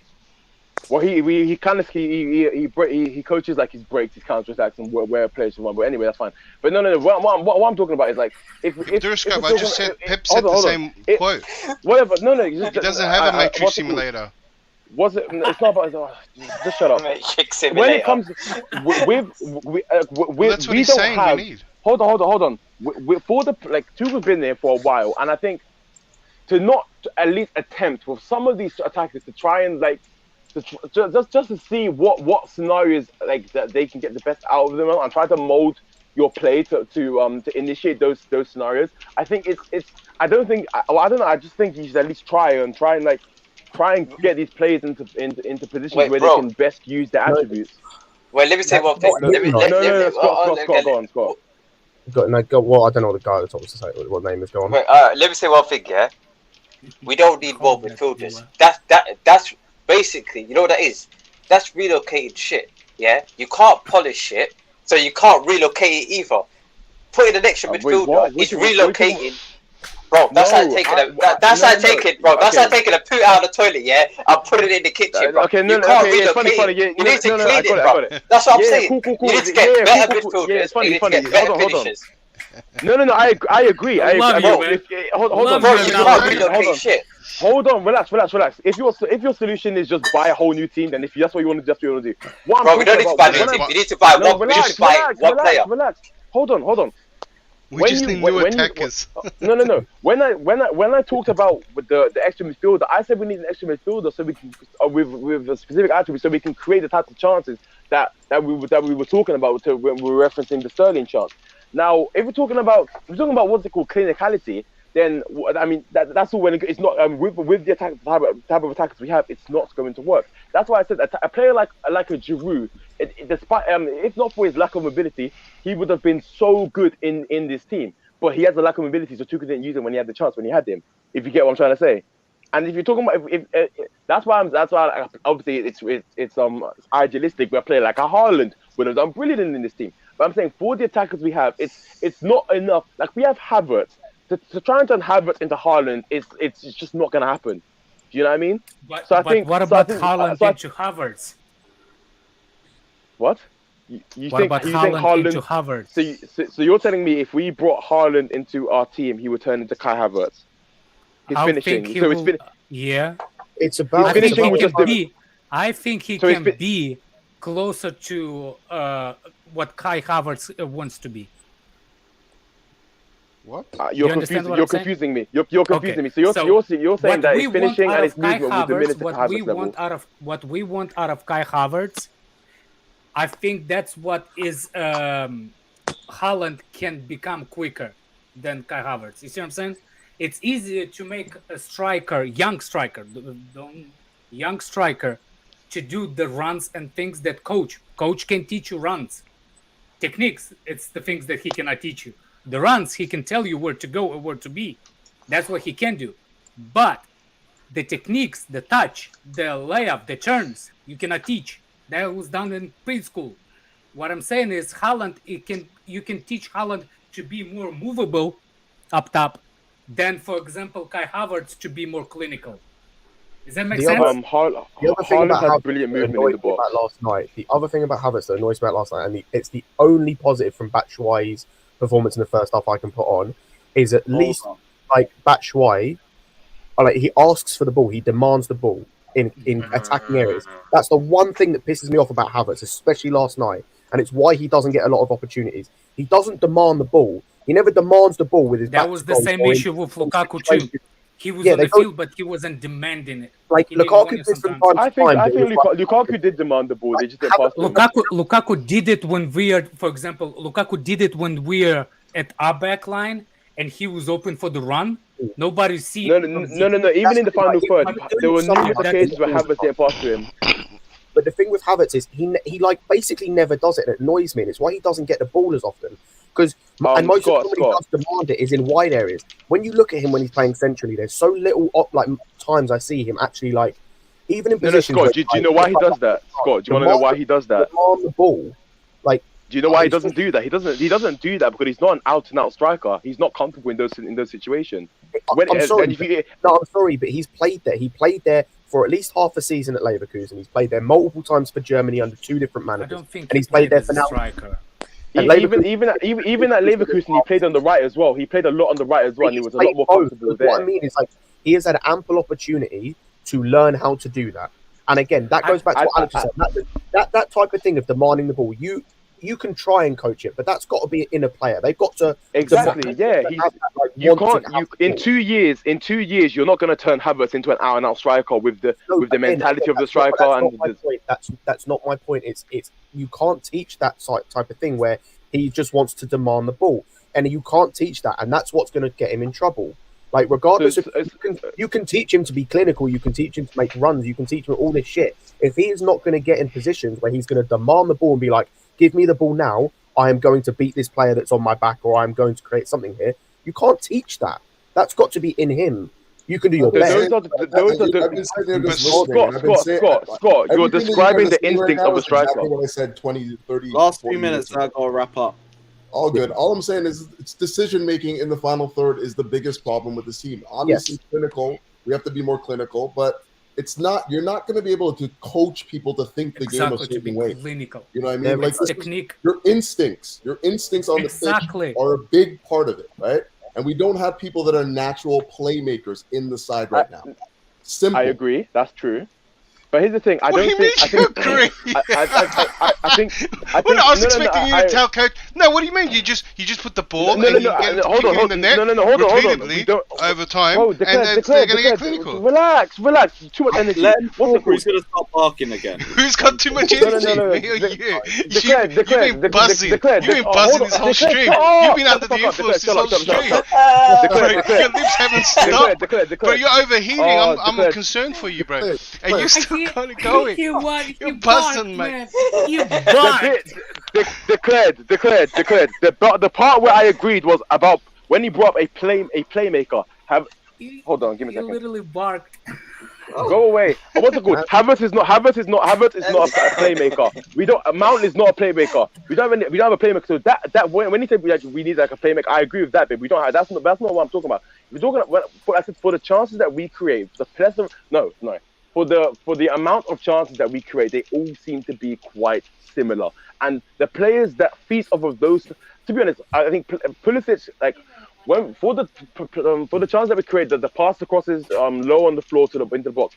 Only certain players often get on the end of that. But a player who would love to get those type of chances are players with movement inside the box, like a Giroud, like a Haaland, Lukaku not so much, like a Lewandowski, players like that. And it's quite hard to find those sort of players. So my alternative is to create different types of chances for that our players would actually be suitable to score from. That's what I suggest, because it's hard to find players like your Ronaldos, your Lewandowskis, your Girouds, and that would suit our system. But what it's easier to do is find types of midfielders that can create in the midfield three and have other players supporting them, so that we can create a whole new dimension of chances. I think that's a lot more practical. Scott, let me ask you a question, or let me say this: I do think we don't need to change formation. However, I do think we need to tweak our system a little bit to move the ball quicker and put the ball into dangerous positions for attackers to have more to work with. Now, do I think the attackers who are there right now are the best in place to do that? No, I think we can improve on that. But I still think that even if you bring better attackers into this team and you don't improve the system to get them the ball in the dangerous areas quicker for them to make something out of, they're still going to struggle. They're still going to struggle themselves. So I do think we need better players, but I think our system needs to be tweaked as well. I don't think, like, it depends how much tweaking. Like, there's not much tweaking we can do to it, and it's like we saw last night. Like, there's with the certain players, like Jorginho had a good game, Kovacic had a good game, but they're doing that every game in the league. No, they're not. But like the thing is what can you change? Like we've seen like Ampadu come in, had a good game last night, has a bit more of a part, like his passing range I wouldn't say is better than Jorginho's, but he's more willing to take the risk than Jorginho is with some of those like longer passes that we've been asking for, and whether they come or not. Yeah, Ampadu was impressive. Ampadu and Gilmore is impressive, so I'm not as worried going into the midfield with the midfield list. I would like somebody better, but at least I'm not as worried as I was before that we're not gonna get nobody. Like hold up play, especially against low blocks from in the deep. It starts even in a defense. Yeah, but the low blocks thing. There's two ways you break down a low blocks, and this is where, by the way, the passing sideways thing earlier that was mentioned, I don't agree with. There's a passing sideways has a need behind it. There is a reason to pass sideways. Like it's to but you can't do that all the time. You can't do it all the time. But the whole point of it is to open gaps in a team when they move across, and you exploit those gaps. Wait, hold on, wait, quickly. Open gaps where? In what part? Like the half spaces, or just where? In the center? Like the whole point. So the reason you go from one side to the other, you go from right to left to right. It's the whole team shifts over, and as they shift over, gaps will inevitably form. Spaces. Yes, I agree. But who's taking advantage of those gaps? That's my point, though. Is it doesn't matter. Like the thing is, you can go or look at Jorginho, but Jorginho has done it in the past. We've seen it when we did it against Watford for Tammy. We've seen it plenty of other times. Yeah. We saw it last night for Batshuayi. Same with Kovacic. He's not great at it, but he can do it. The problem then comes is once these attacking players get into those spaces, and it's then on them to do it, so they then have to beat a man. No one apart from Sterling beat a man last night, as far as I could tell. As far as I can tell from the attacker, no one beat him. Pulisic can pass. Pulisic can go. I know Cho didn't, Ziyech didn't, Mount I don't think did, but it's not really his game, so that's fair enough. Kai I don't think did. Batshuayi I don't think did. So I think do that. Right. Then last point, then I do have to jump out. That's cool. Then you're looking at can someone like pick out a pass, pick out like a good cross or a good like defense splitting pass? We've got one person in the attack who can do that, and that's Ziyech, and he can't do it consistently. No one else can do it consistently. I mean, I wouldn't even say. Well, Ziyech. Kovacic can do it. I'm talking about Kovacic's attempts. I'm talking about the attackers. I'm talking about once it's got from that midfield to then you get to the edge of the box, and you're at that point. Then I'm on the attackers. Then at that point, I'm looking at the attackers. Well, that's what's his name? What's his name? JFK done it. He was good when he came on, and the thing that I liked about JFK is or Kennedy, I'm doing the same thing now, is the fact that he was always creating space on that right hand side, and it gave us an outlet. Even though it didn't always come off, it gave us an outlet. It was more than Cho was doing. And this is the thing. It's like, and the link between him and Mount, when Mount was playing deeper, one touch, and the cross change the ball. That's what Liverpool does quick. That's why Salah has so much space. That's why they have openings when you're switching from one side to another side quickly. Right, well, guys, I can't lie. I am going to have to jump out now. I do have to head off to the gym. But big up everyone that's been locked in. We've gone for another 2.5 hours. I will let him know you said hi. We'll be back again this time tomorrow. We're going to be talking about marine. What was that? Don't bark at the gym. Oh no, I won't. Man, that's how you should after. But set, yeah, at tomorrow. At the mirror. Tomorrow we're going to be talking about the whole situation with our Deadwood. Apparently Tuchel's struggling to get rid of them. So tomorrow will be interesting because there's going to be a lot to vent about. Big up everyone. Like and subscribe. Be back here. Same time, same place, same channel. And as always, up the Chelsea. Oh no, Marina on the duck out. Gonna give it to you.